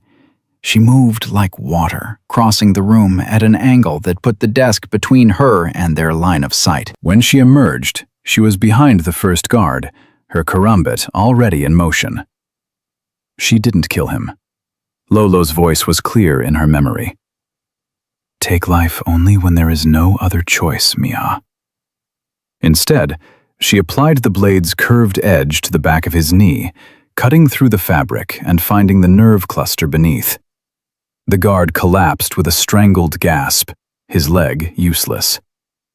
The 3rd guard spun toward her, his rifle coming up fast. Too fast. Maya was inside his range before he could fire, using a technique called gunting to trap his weapon against his own body. Her free hand struck 3 pressure points in rapid succession: neck, solar plexus, inner thigh. The guard crumpled. 15 seconds. 3 guards neutralized. Maya's heart was hammering, but her hands were steady as she zip-tied their wrists and ankles with the flex cuffs from her tactical vest. She stuffed cloth into their mouths to prevent shouting, then turned to the security console. The monitors showed the assault team 90 seconds from the front gate. Maya's fingers flew across the keyboard, muscle memory from Thompson's training taking over. First priority: disable the external alarms. She found the right menu and killed the warning system. Second priority: unlock the main gates. The electronic lock required a 6-digit code she didn't have, but Thompson had taught her the bypass. She pulled a small device from her vest pocket, connected it to the security port, and let the automated cracking software do its work. 45 seconds passed.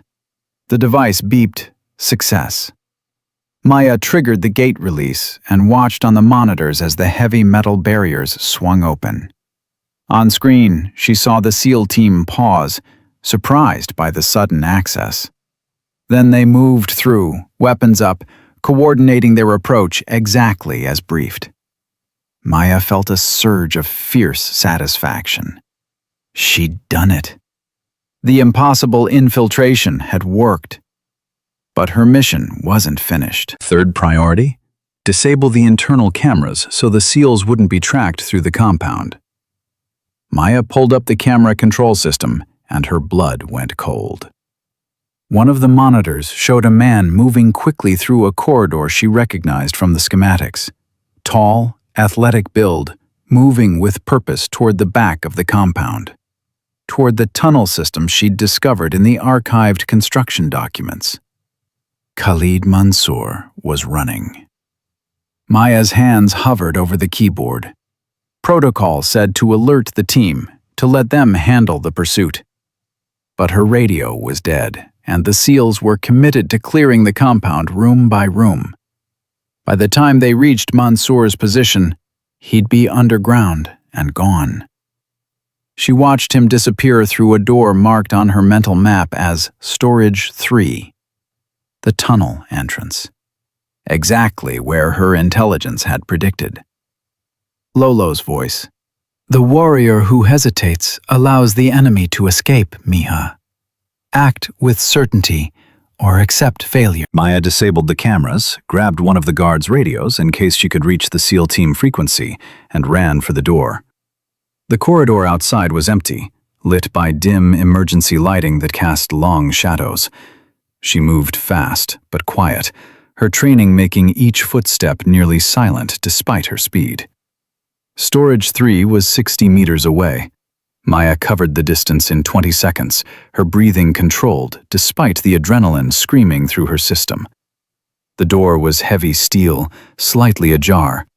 She slipped through and found exactly what she expected: a stairwell leading down into darkness. The guard radio crackled with Arabic voices, excited and alarmed. Someone had discovered the neutralized guards in the security room. The compound was about to get very hot, very fast. Maya started down the stairs, using the LED light on her vest to navigate. The stairwell went down 3 levels before opening into a tunnel that stretched into blackness. The walls were rough concrete, barely wide enough for 2 people to walk side by side. She could hear footsteps ahead, running. Multiple people. Mansour and his bodyguards. Maya ran too, pushing her smaller frame to maximum speed. In the confined tunnel, she actually had an advantage. The guards ahead would be slowed by their weapons and equipment, by their larger builds forcing them to move more carefully. 2 minutes into the tunnel, Maya rounded a corner and nearly collided with a man coming back the other direction. He was massive, easily 6'5", with a tactical vest and a submachine gun slung across his chest. His eyes went wide when he saw her. "What the?" Maya didn't let him finish. She struck the inside of his wrist with a nerve strike that made his fingers spasm, then used his own forward momentum to slam him face first into the tunnel wall. Before he could recover, she applied a chokehold that cut off his blood flow. 15 seconds later, he was unconscious on the tunnel floor. But the noise had alerted the others. Maya heard shouting ahead, heard boots pounding on concrete coming toward her. She pressed herself against the wall where the tunnel curved, making her silhouette smaller in the darkness. 2 more guards came around the corner at a run, their weapons raised. They were looking for a threat at eye level, at center mass, at the places they'd been trained to engage targets. They weren't looking at the ground. Maya dropped into a crouch and swept the legs of the first guard with a technique called sipa, a devastating low kick that Lolo had made her practice 10,000 times. The guard went down hard, his weapon clattering away. Before the second guard could adjust his aim, Maya was inside his reach, her karambit finding the tendons in his gun hand. He screamed and dropped his weapon. 3 bodyguards down. But Maya could hear more footsteps ahead, moving away from her now. Mansoor was still running, probably with at least one more guard for protection. Maya grabbed one of the dropped weapons, a Glock 19, familiar from her basic weapons training, and continued pursuit. The tunnel sloped downward, going deeper underground. Her LED light showed rough walls and periodic support beams, exactly matching the construction documents she'd found. She emerged into a larger chamber, maybe 20 feet square, with 3 different tunnel branches leading away from it. For a moment, Maya was paralyzed by indecision. Which way had Mansoor gone? Then she noticed the scuff marks in the dust on the floor, fresh disturbances leading to the left tunnel. She followed. This tunnel was narrower, older, the concrete crumbling in places. Maya had to slow down to avoid tripping on uneven footing. The air was thick and stale, making each breath feel like it wasn't quite enough. Ahead, she heard voices speaking rapid Arabic, then a different voice, deeper, and speaking English with a Russian accent. "Kill her when she comes through. She's alone, no backup." Mansoor. He was setting an ambush. Maya stopped moving, her mind racing through options. The tunnel ahead was a kill box, one way in, no cover. Whoever was waiting could cut her down the moment she appeared. Walking into it would be suicide. But Lolo had taught her that when the obvious path meant death, create a new path. Maya looked up. The tunnel ceiling was barely 7 feet high, with support beams running across it every 6 feet. She holstered the Glock, jumped, and caught the nearest beam. Her upper body strength, built from 18 years of training, let her pull herself up and brace herself between the beam and the ceiling. She moved forward like a spider, using the beams to traverse above the ambush point. Below her, she could see 2 men positioned at the tunnel entrance, weapons trained on the opening. They were waiting for her to appear at ground level. She dropped on them from above. The first guard never knew what hit him. Maya landed on his shoulders, using her momentum to drive him to the ground, while simultaneously striking his neck with a nerve cluster attack. He was unconscious before his face hit the concrete. The second guard spun toward her, but Maya was already in motion. She trapped his weapon with a technique called disarms, twisted it from his grip using leverage instead of strength, and struck a pressure point under his jaw that shut down his nervous system. He joined his partner on the ground. Impressive. Maya spun toward the voice and found herself facing Khalid Mansoor.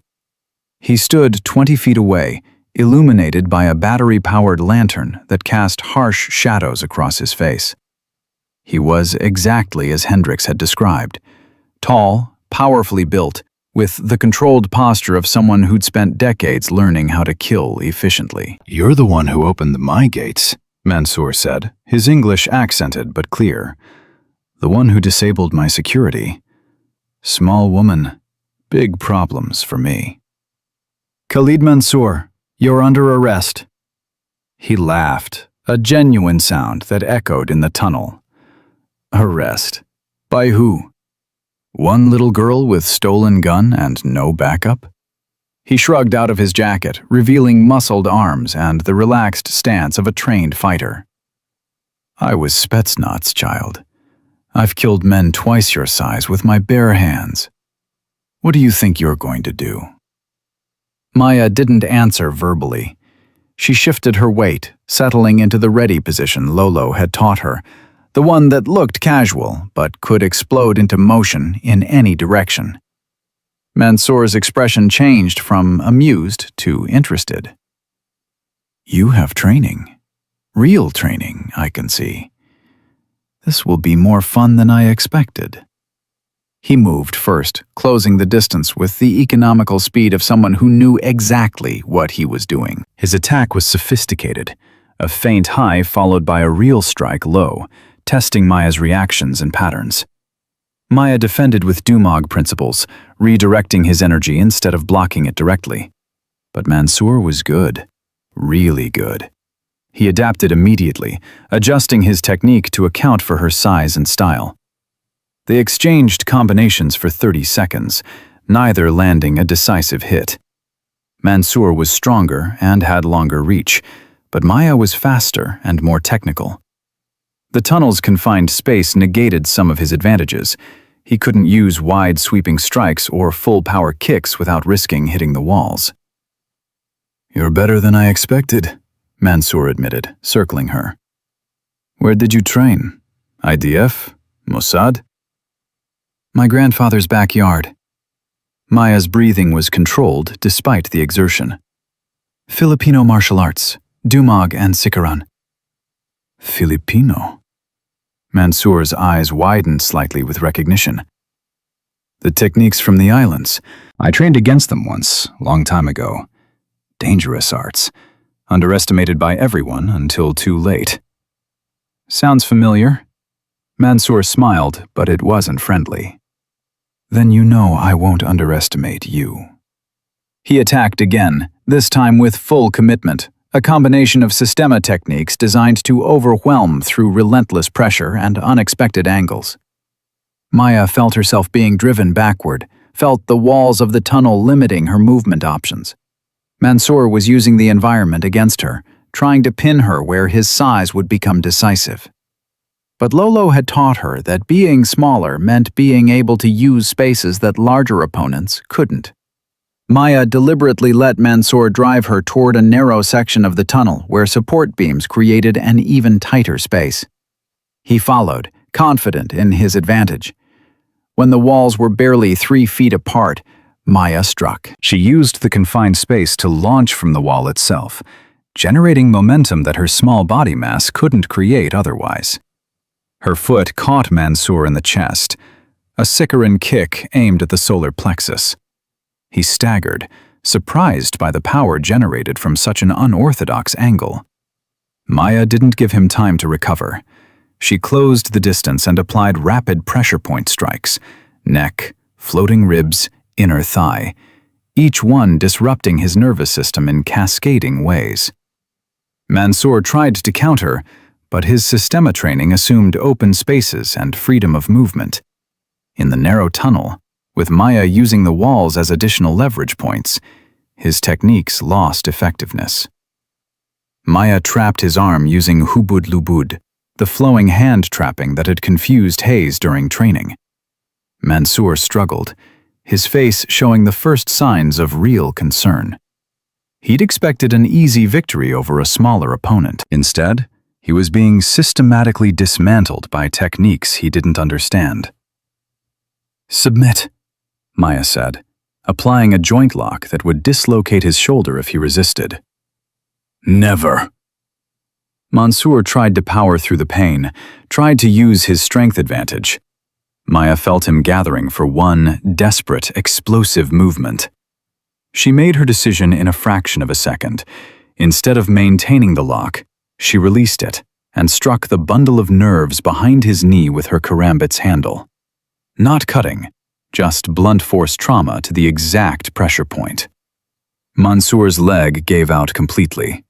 He went down to one knee, and Maya applied a chokehold that Lolo had called Mataleon, the lion killer. It cut off blood flow to the brain without damaging the airway, incapacitating without killing. 15 seconds later, Khalid Mansour was unconscious. Maya zip-tied his wrists and ankles, then allowed herself 30 seconds to catch her breath. Her body was shaking with adrenaline, her mind replaying the fight, analyzing every moment where she could have made a fatal mistake. She'd done it. She'd actually captured a trained Spetsnaz operator using nothing but the techniques her grandfather had taught her in their backyard.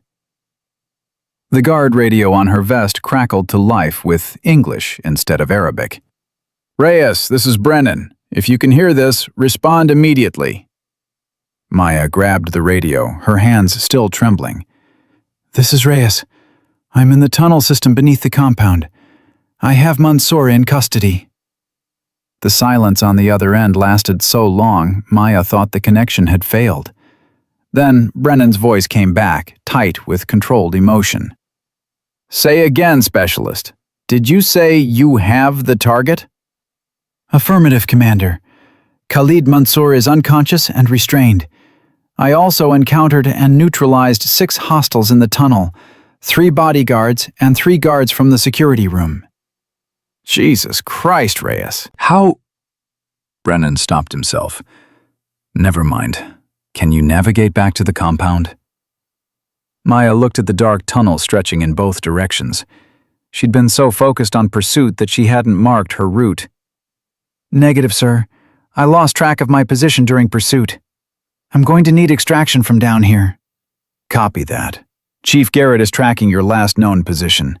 Stay where you are. We're coming to you. 20 minutes later, Maya heard footsteps echoing through the tunnel. She tensed, her hand going to the Glock, until she heard Garrett's voice calling her name. Down here, Chief! Garrett appeared around the corner with Thompson and Rodriguez, all of them looking battle-worn and exhausted. They stopped dead when they saw the scene. 6 unconscious men scattered through the tunnel passage. Mansour trussed up like a prize catch, and Maya standing in the middle of it all, looking like she'd just finished a moderately difficult workout. Holy shit, Rodriguez breathed.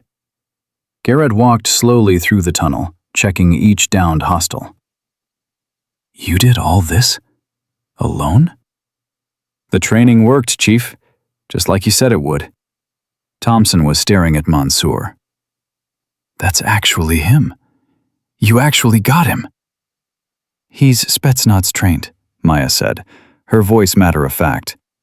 Good fighter. But he assumed my size was a weakness. He was wrong. Garrett looked at her for a long moment, then shook his head with something that might have been awe. Reyes, when we get back to the ship, you're going to brief every special operations instructor in the Navy. Because what you just did shouldn't be possible. My grandfather would disagree, Chief. He always said the most dangerous warriors are the ones nobody sees coming. They exfiltrated through the tunnel system, carrying Mansour and securing the other hostiles for intelligence processing. When they emerged into the compound above, Maya found the rest of the SEAL team had secured the entire facility with minimal resistance. The element of surprise her infiltration had created meant they'd swept through with 0 friendly casualties. Commander Brennan was waiting in the compound's main courtyard. When he saw Maya walking out of the tunnel entrance with Garrett's team, his expression shifted from relief to something harder to define. Specialist Reyes, you disobeyed a direct order. When your communications went dark, protocol required immediate abort. Yes, sir. Instead, you continued the mission, pursued a high-value target into hostile territory alone, and engaged multiple armed opponents without backup. Yes, sir. That kind of insubordination normally results in court-martial.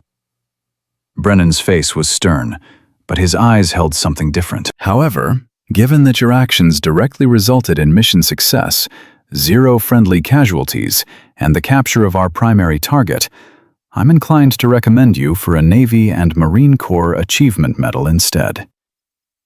Maya felt something crack in her chest, emotion threatening to overwhelm her professional composure. Thank you, sir. Don't thank me yet. You're also going to spend the next month writing after-action reports and teaching every operator in naval special warfare how you did what you did. Brennan almost smiled.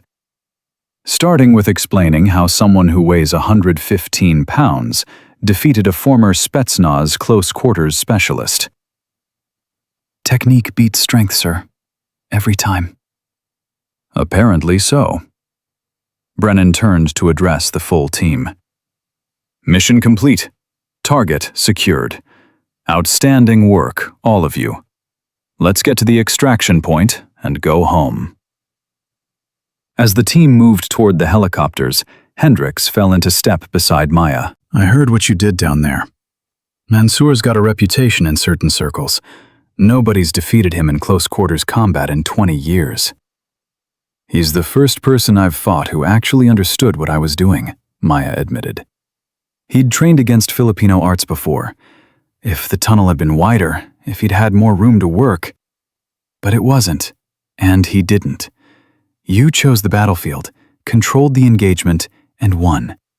That's not luck, specialist. That's mastery. During the helicopter ride back to the ship, Maya sat in exhausted silence, watching the Somali coastline disappear behind them. She could feel the adrenaline crash coming, the delayed shock of what she'd just survived. She'd fought 6 armed men in succession, pursued a target alone through unknown tunnels, and defeated a trained Spetsnaz operator in hand-to-hand combat. Any one of those things should have killed her. Together, they should have been impossible. But Lolo had prepared her for the impossible, had spent 18 years showing her that size didn't determine capability, that technique could overcome strength, that the warrior who was underestimated held the sharpest blade. Maya pulled out her phone and deleted the goodbye video she'd recorded before the mission. Then she opened a new message to her mother. Mission success. Coming home safe. Lolo would be proud. I know I am. She hit send and leaned back against the helicopter's frame, letting exhaustion finally claim her. Tomorrow there would be debriefs and reports and questions about how she'd done what everyone thought was impossible. But tonight, Maya Reyes could rest, knowing she'd honored her grandfather's legacy in the most complete way possible.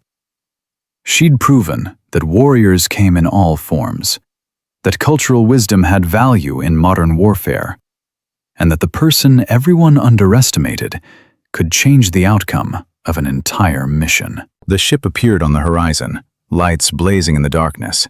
Home, for now. But Maya knew this was just the beginning. Word would spread about what happens tonight, about the small Filipino woman who'd infiltrated an impossible compound and captured a target that should have been beyond her reach. Some would call it luck, others would call it exceptional training. But Maya knew the truth.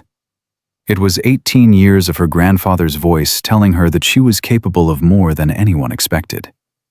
It was the accumulated wisdom of Filipino warriors who'd fought for centuries against larger, stronger opponents, and won through technique and determination. It was the proof that being underestimated was the greatest advantage a warrior could have. As the helicopter touched down on the ship's deck, Maya saw the assembled crew waiting, dozens of sailors and officers who'd heard about the mission's success. When she climbed out, they erupted in applause. Not polite recognition, but genuine respect and celebration. Chief Garrett was first to meet her at the helicopter door. He extended his hand, and when Maya took it, he pulled her into a brief embrace.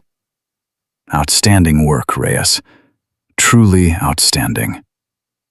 Couldn't have done it without your support, Chief. The hell you couldn't. You did most of this completely alone. He stepped back, his expression serious. But you're not alone anymore. You've got a team now. Brothers who'll back you up. You earned that tonight. Maya looked at the faces around her. SEALs who'd mocked her 3 days ago, doubted her abilities, questioned her right to be there. Now they were looking at her with the respect reserved for warriors who'd proven themselves under fire. She'd finally, truly, earned her place. The debriefing lasted 6 hours. Maya sat in the operations center surrounded by senior officers who peppered her with questions about techniques, decision points, and tactical considerations that she'd made in fractions of seconds during combat.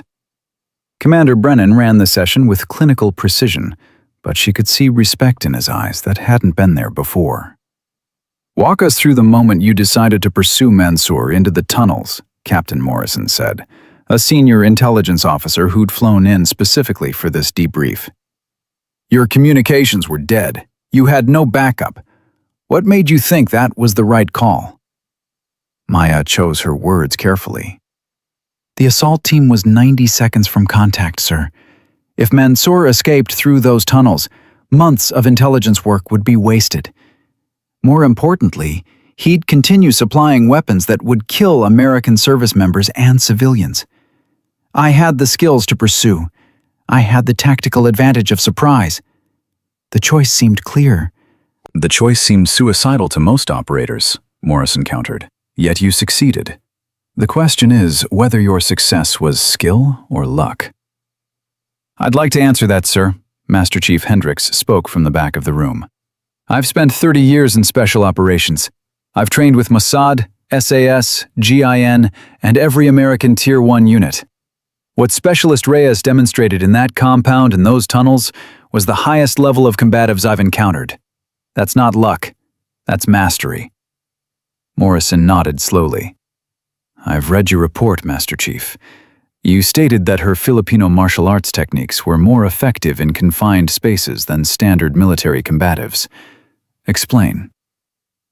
Military hand-to-hand assumes certain parameters: open space, similarly sized opponents, rules of engagement. Filipino arts assume you're smaller, outnumbered, and fighting for your life in whatever space you find yourself. Reyes used techniques designed for exactly the situation she faced. Lieutenant Commander Webb added his perspective. Specialist Reyes spent 18 years training under her grandfather, a Philippine Navy frogman who worked with early UDT teams. Her technical foundation is as solid as any operator in this room, possibly more so, given the cultural authenticity and real-world application focus of her training. The questions continued, each one probing deeper into Maya's actions, her reasoning, her capabilities.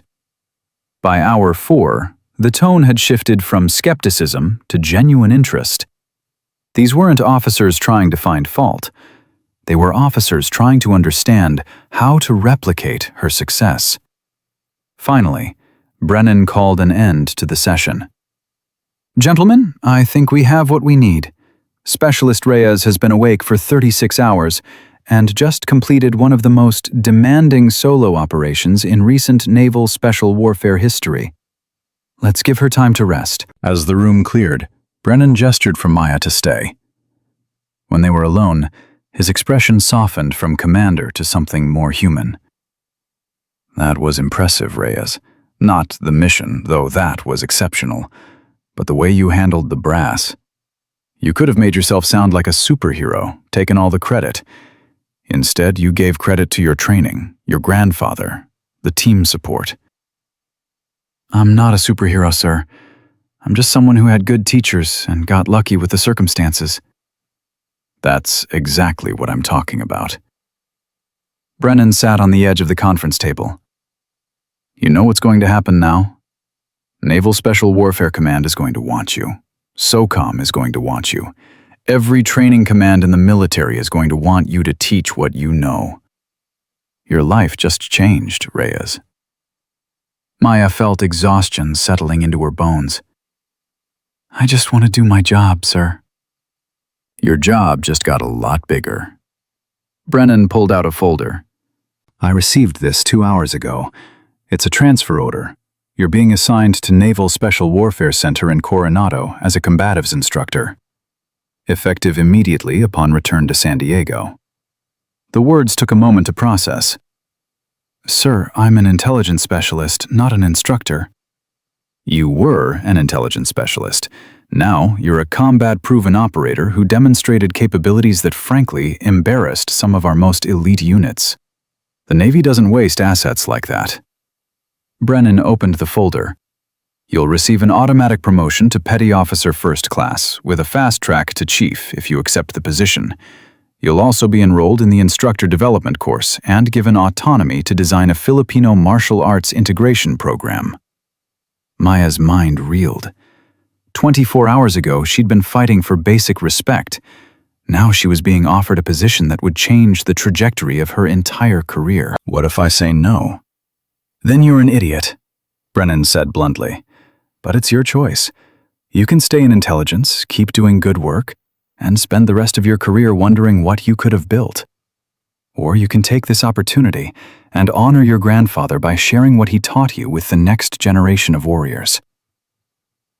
When Maya returned to her quarters, she found a message waiting from her mother.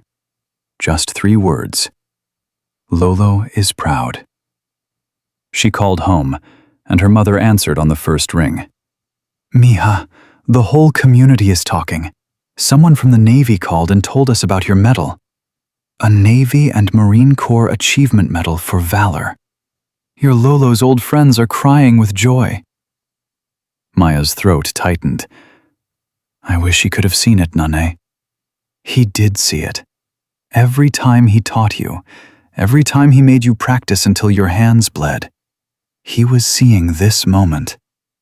He knew you were destined for something great. They talked for 20 minutes, Maya's mother sharing stories about Lolo that Maya had never heard, about his own moments of being underestimated and proving wrong everyone who doubted him.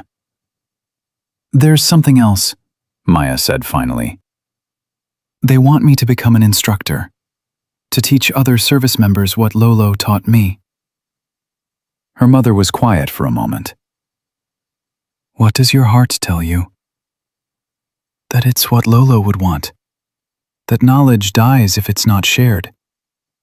Then you have your answer, Anak. Make our family proud. Make our culture proud. Show them that Filipino warriors have always been here, waiting to be seen. Maya accepted the position 3 days later. 18 months passed in a blur of training development, pilot programs, and the slow process of changing institutional culture. Maya discovered that teaching was harder than fighting. Each student brought different backgrounds, different skepticisms, different learning speeds, but she approached instruction the way Lolo had taught her, with patience, precision, and relentless repetition. The Filipino Martial Arts Integration Program started with 12 students. By month 6, there were 40. By month 12, Naval Special Warfare Command had made it mandatory for all close-quarters combat instructors.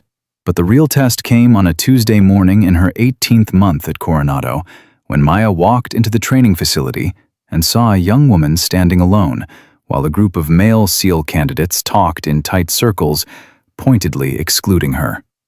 The woman was small, maybe 5'2", with a slender build that made her look younger than the 23 years listed on her personnel file. Her name tag read Chen, and her eyes held the same mixture of determination and frustration that Maya remembered from her own early days. Maya watched as one of the larger candidates approached Chen with barely concealed condescension. Listen, sweetheart, maybe you should sit this exercise out. We're doing full contact grappling today. Don't want you getting hurt. Chen's jaw tightened. I can handle myself. Sure you can. The candidate, his name tag said Morrison, exchanged grins with his buddies.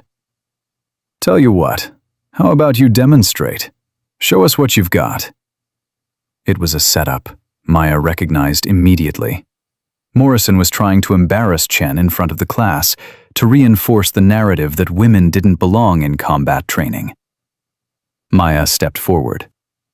Problem here, Morrison? Morrison snapped to attention. No, ma'am. Just offering Petty Officer Chen a chance to demonstrate her capabilities. Interesting. Because from where I'm standing, it looks like you're trying to humiliate a fellow service member. Maya's voice was quiet but carried authority. Chen, you have grappling training? Yes, ma'am.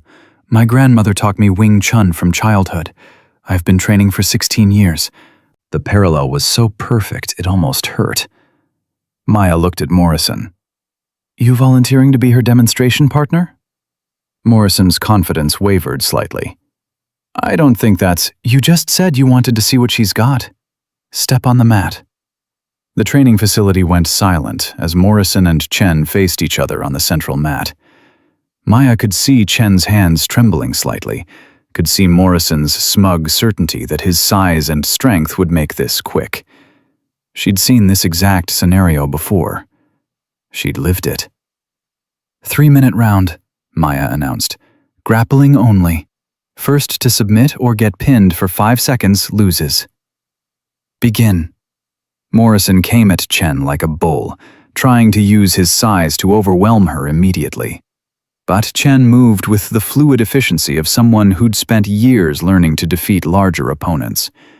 She redirected Morrison's energy, used his momentum against him, applied pressure point strikes that disrupted his balance. 90 seconds in, Morrison was on the mat with Chen controlling his arm in a joint lock he couldn't escape. The watching candidates erupted in shocked conversation. Maya let them react, let them process what they'd just witnessed. Then she called Chen over. How long did you say you've been training? 16 years, ma'am.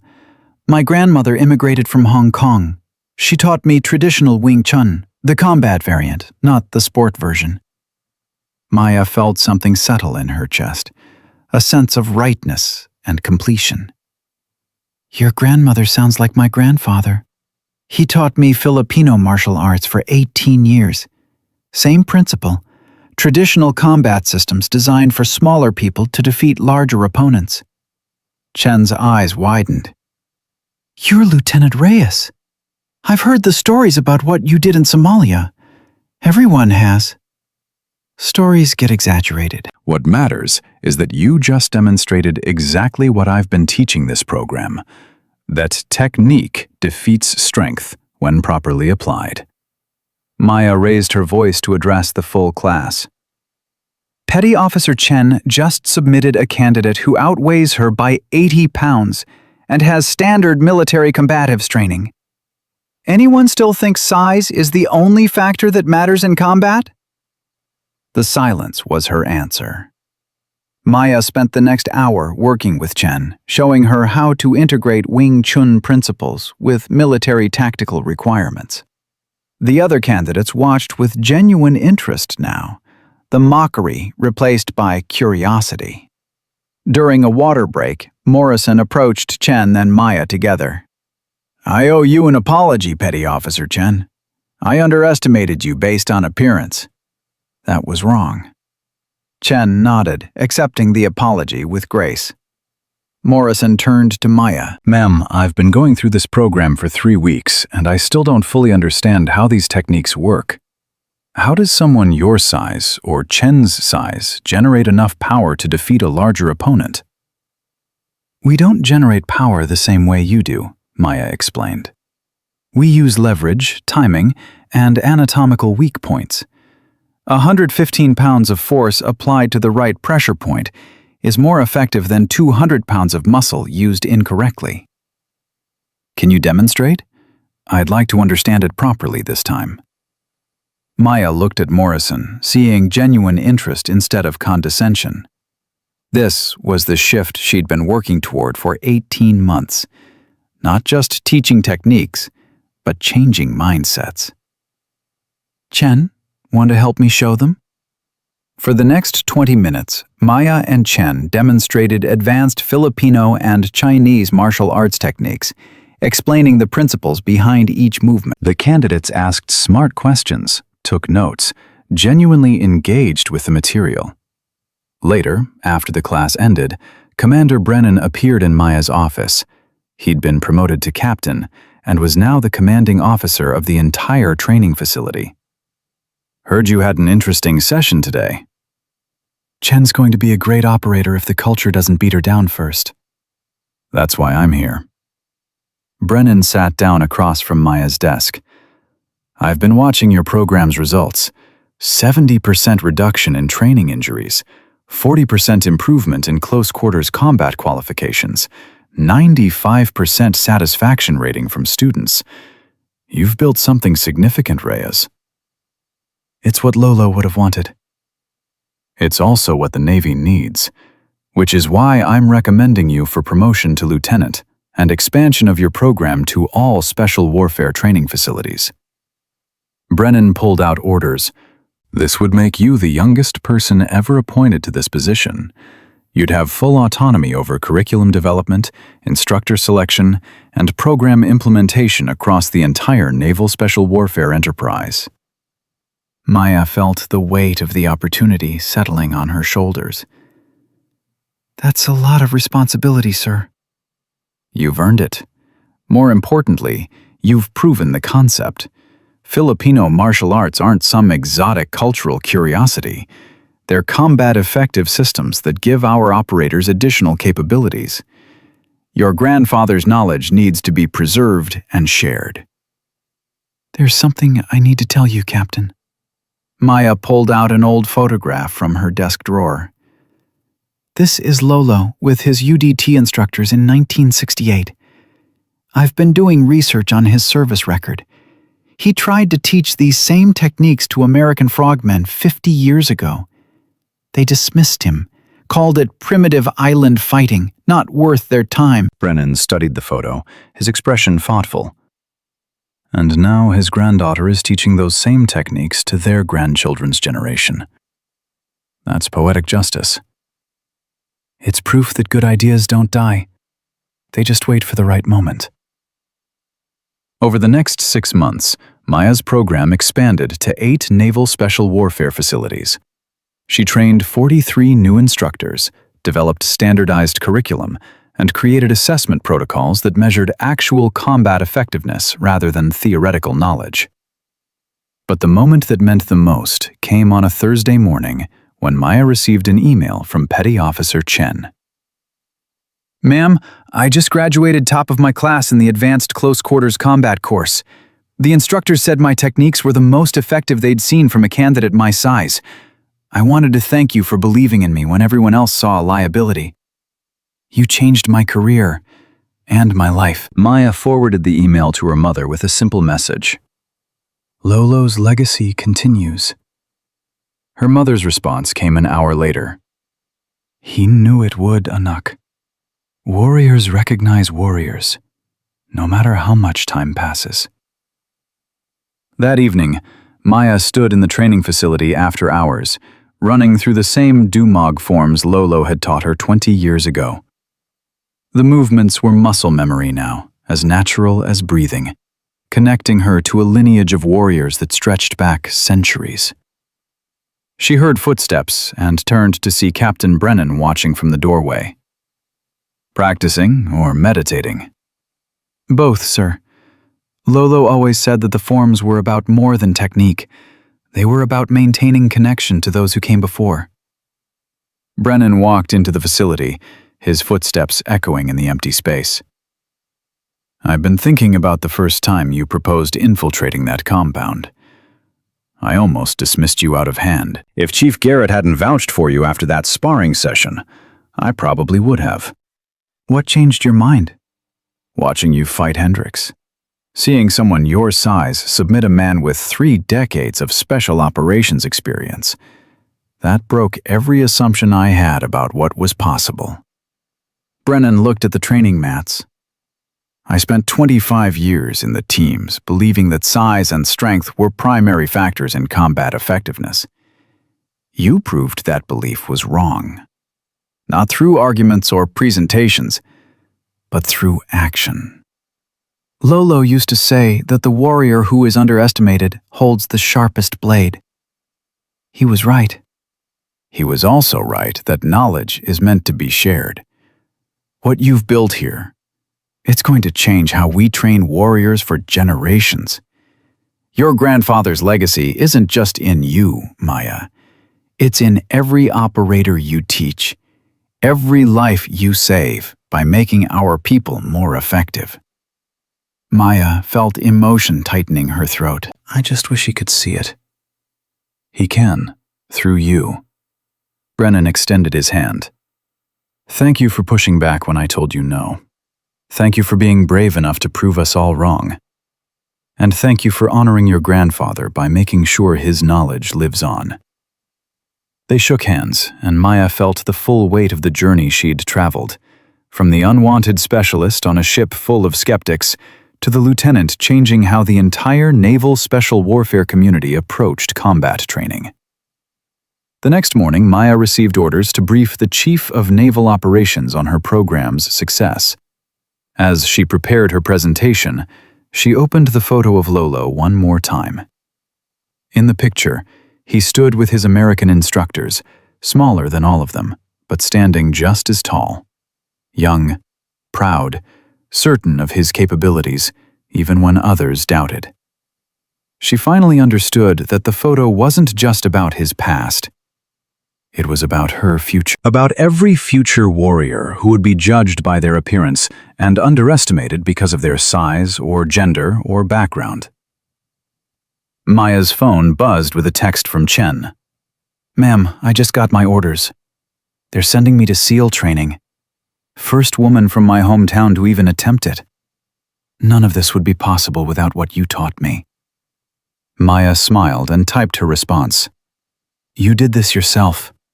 I just showed you what was already there. Make us proud." Then she added, "And when people underestimate you, and they will, remember, that's when you're most dangerous."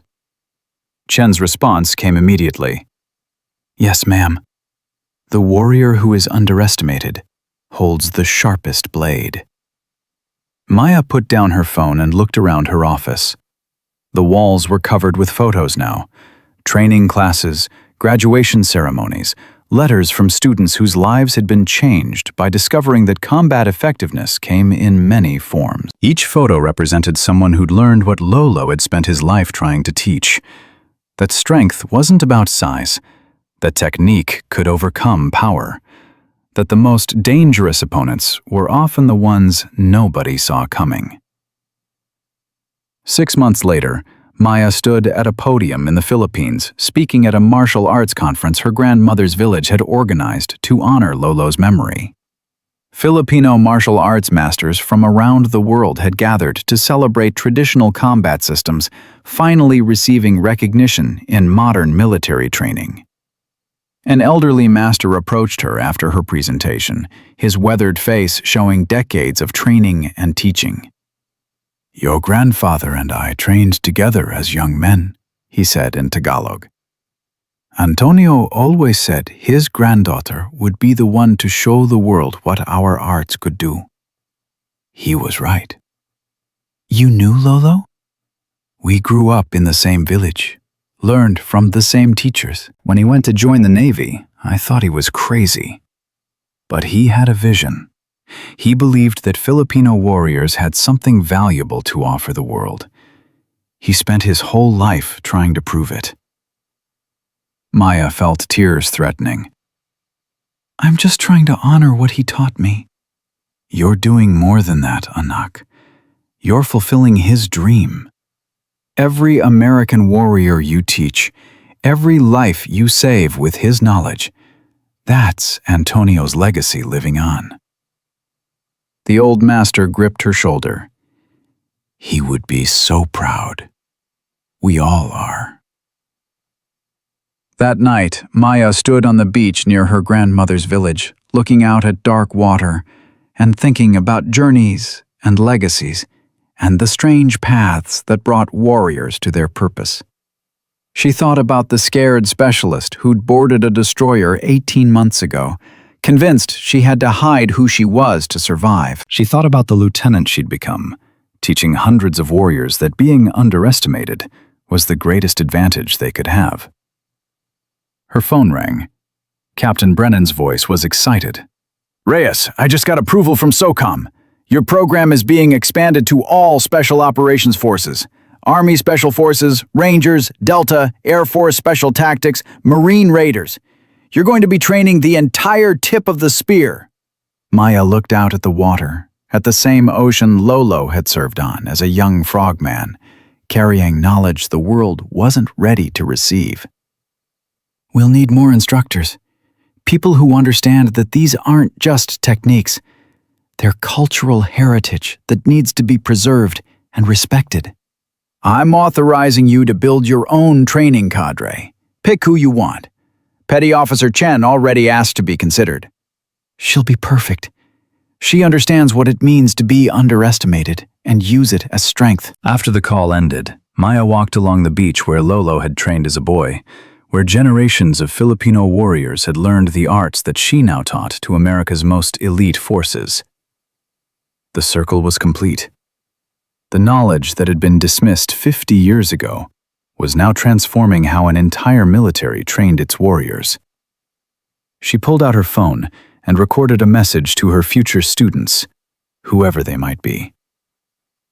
My grandfather spent his life trying to teach people that warriors come in all forms, that size doesn't determine capability, that the person everyone underestimates might be the most dangerous one in the room.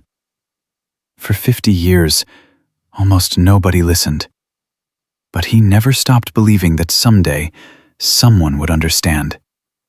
Someday, the world would be ready to learn what Filipino warriors have known for centuries. I'm here because he believed in that someday. I'm here because he taught me that being underestimated isn't a weakness. It's a weapon. And I'm here to make sure that no warrior ever again has to hide their capabilities or diminish their heritage to be accepted.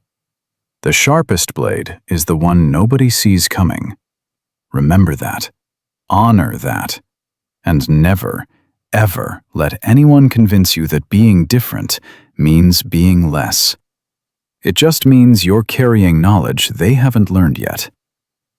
She saved the video and sent it to her training cadre with a simple subject line: First lesson.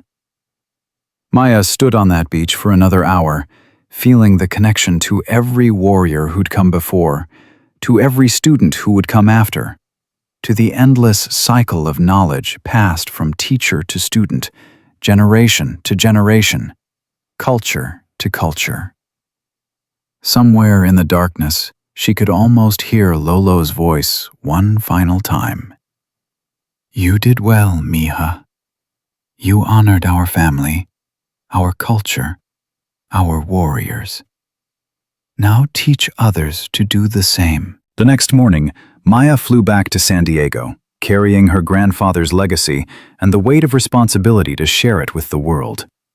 She'd started as the specialist nobody wanted, the diversity hire people resented, the small woman everyone underestimated. She'd become the lieutenant who changed how the most elite warriors in the world understood combat, who proved that cultural knowledge and traditional arts had life-saving value in modern warfare, who showed that the person you dismiss might be the one who saves your life. As the plane descended toward California, Maya looked at Lolo's photo one final time and made a silent promise. She would spend the rest of her career making sure no warrior ever had to prove their worth the way she had. She would build a culture where capability was recognized, regardless of size or gender or background. She would honor her grandfather by ensuring his knowledge lived on in the hands and hearts of every operator she trained. The warrior who is underestimated holds the sharpest blade, and Maya Reyes had proven that truth in the most complete way possible, not just for herself, but for every warrior who would follow in her footsteps, carrying forward the legacy of those who fought in the shadows and waited patiently for the world to finally see what had always been there, waiting to be recognized.